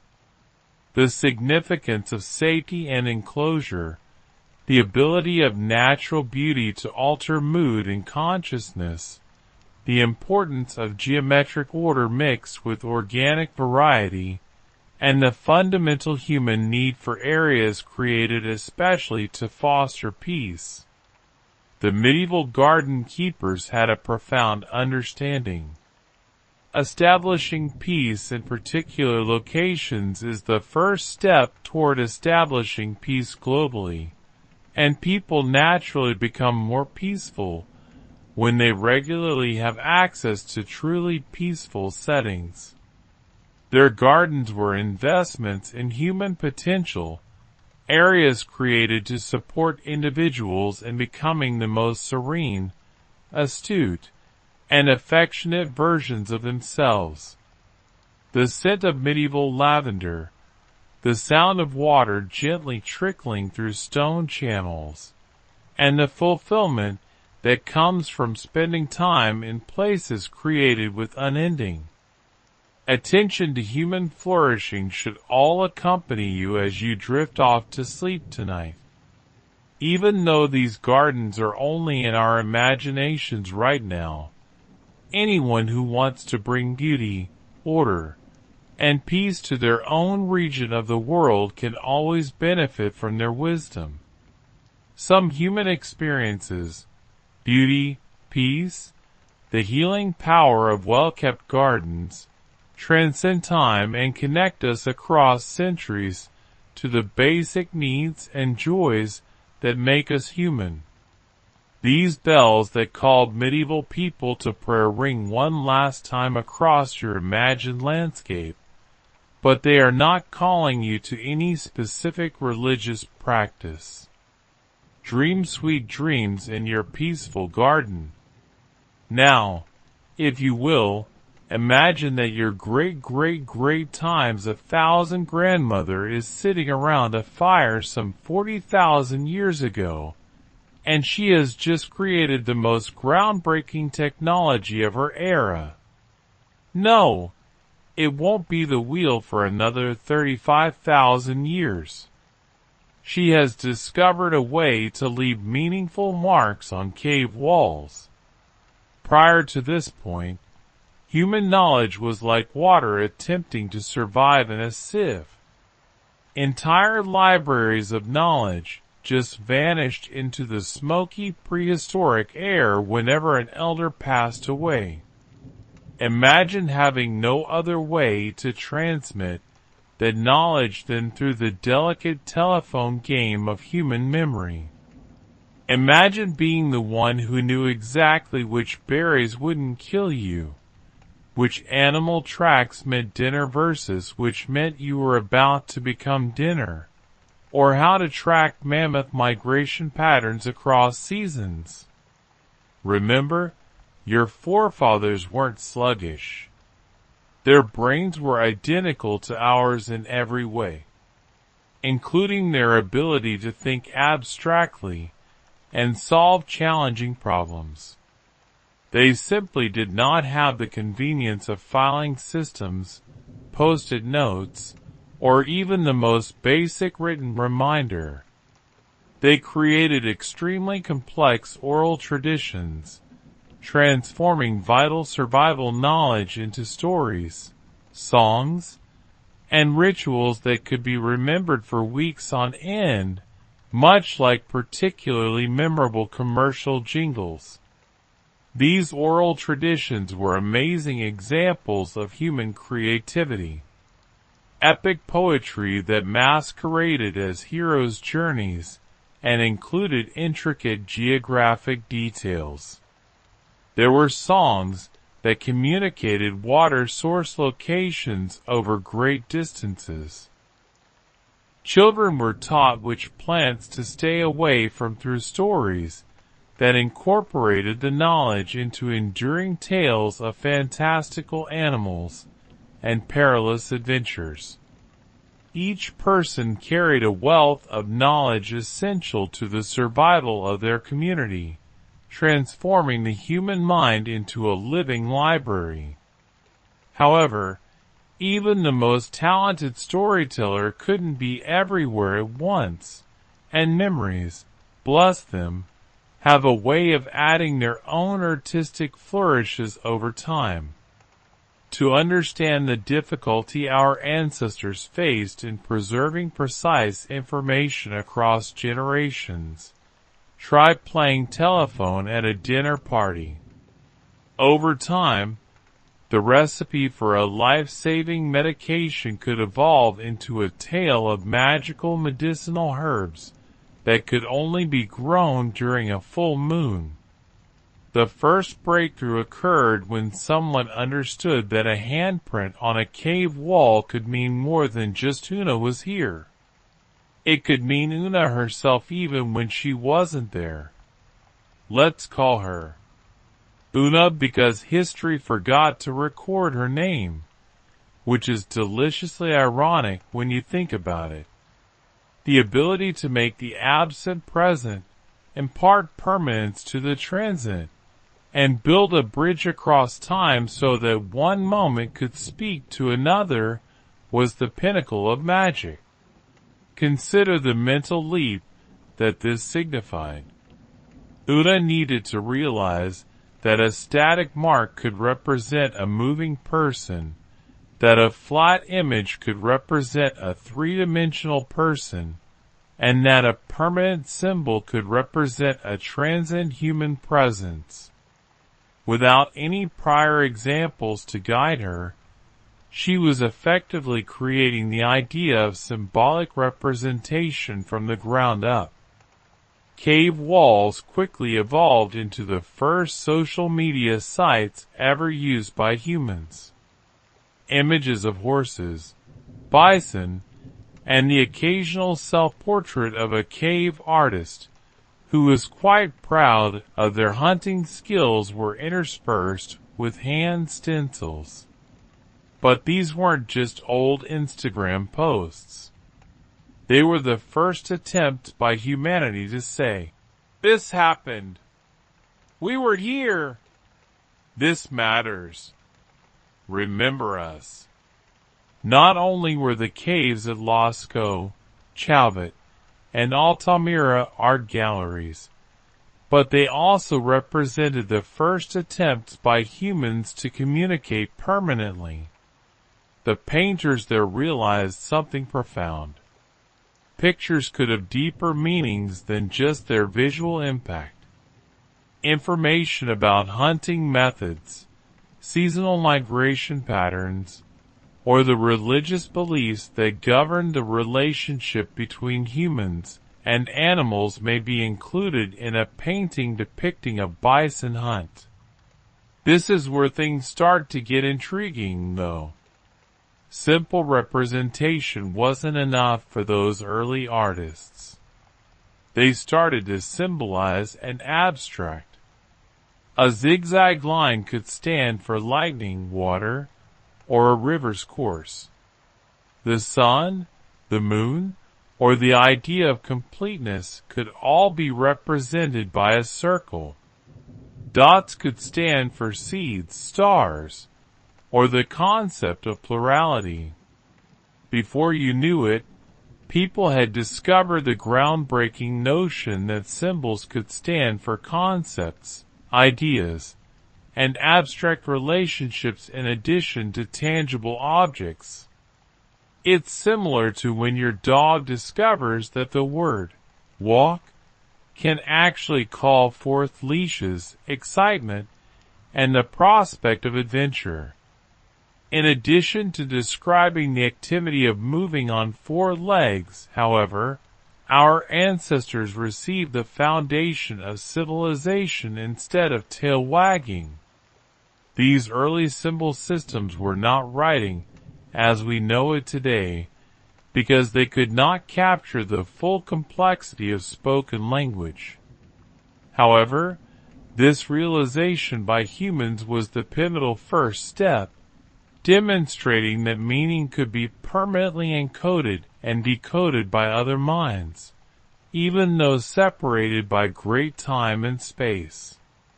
In ancient Mesopotamia around 3200 BCE, the Sumerians are tackling a problem that would make any contemporary accountant cry with recognition.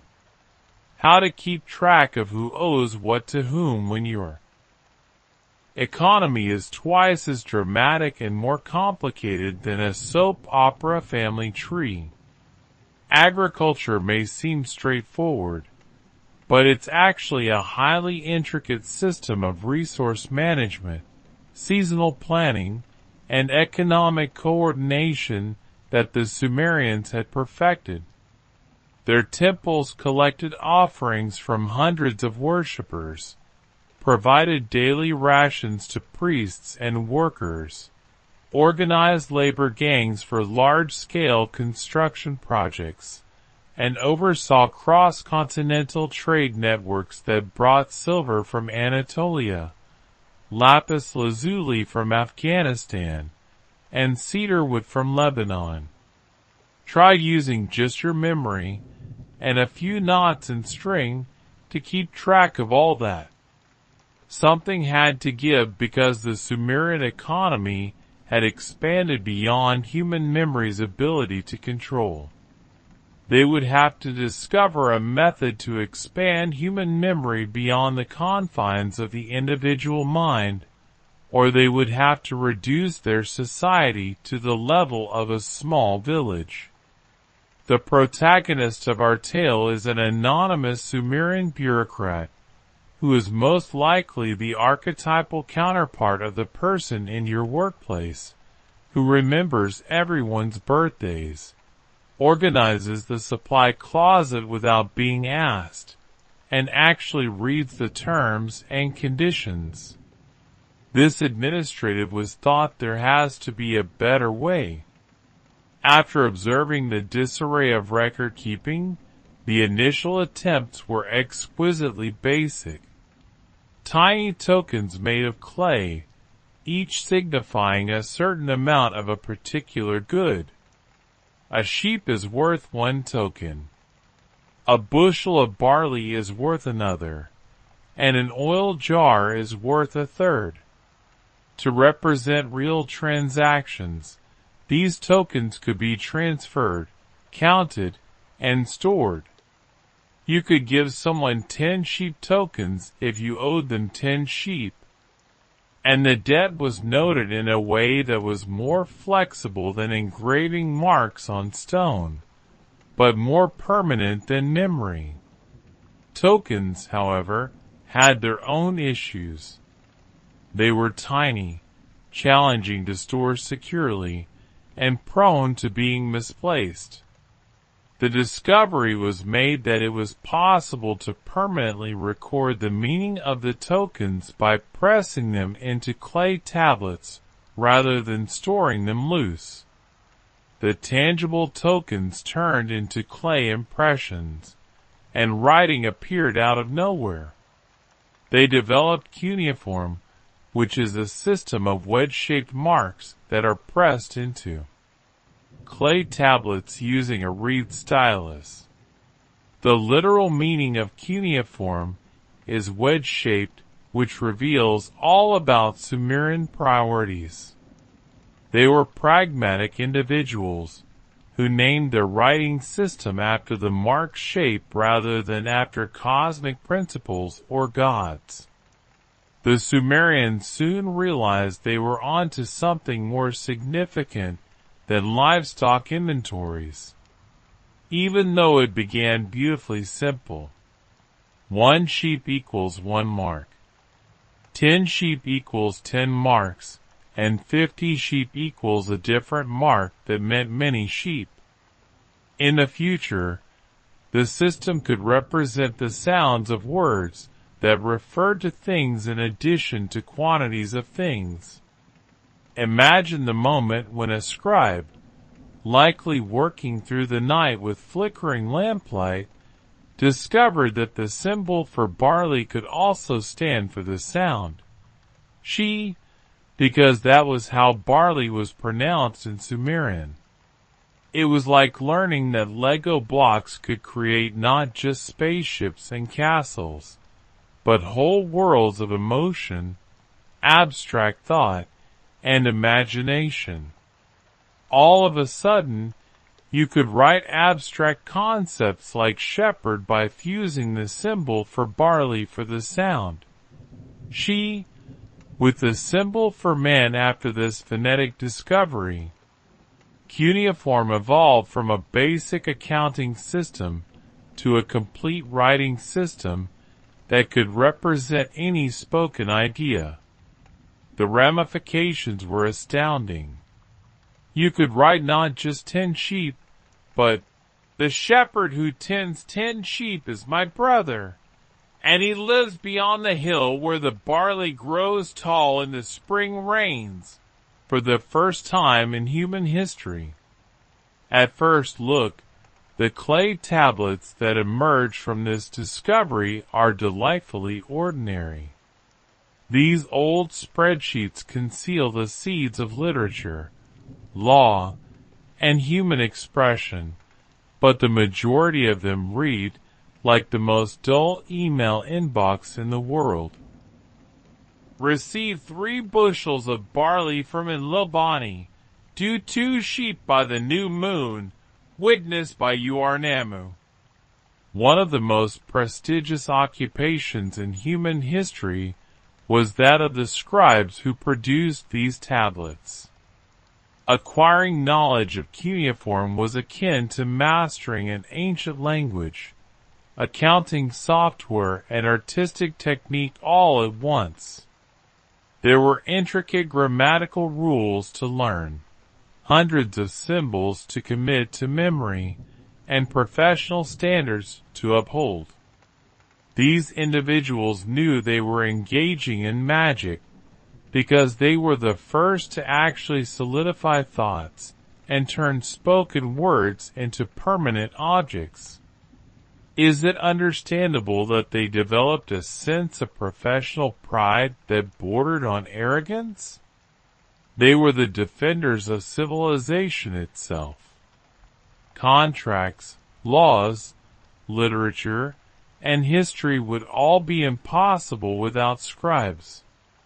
They served as a tangible link between their society's memory and eternity. Young men spent years copying classical texts, honing their handwriting, and acquiring the sophisticated legal and mathematical knowledge necessary for professional administration at Sumerian scribe schools, which resembled medieval monasteries. They preserved this tale of friendship, mortality, and the pursuit of meaning for future generations by copying the Epic of Gilgamesh, humanity's first monumental literary masterpiece, thousands of times.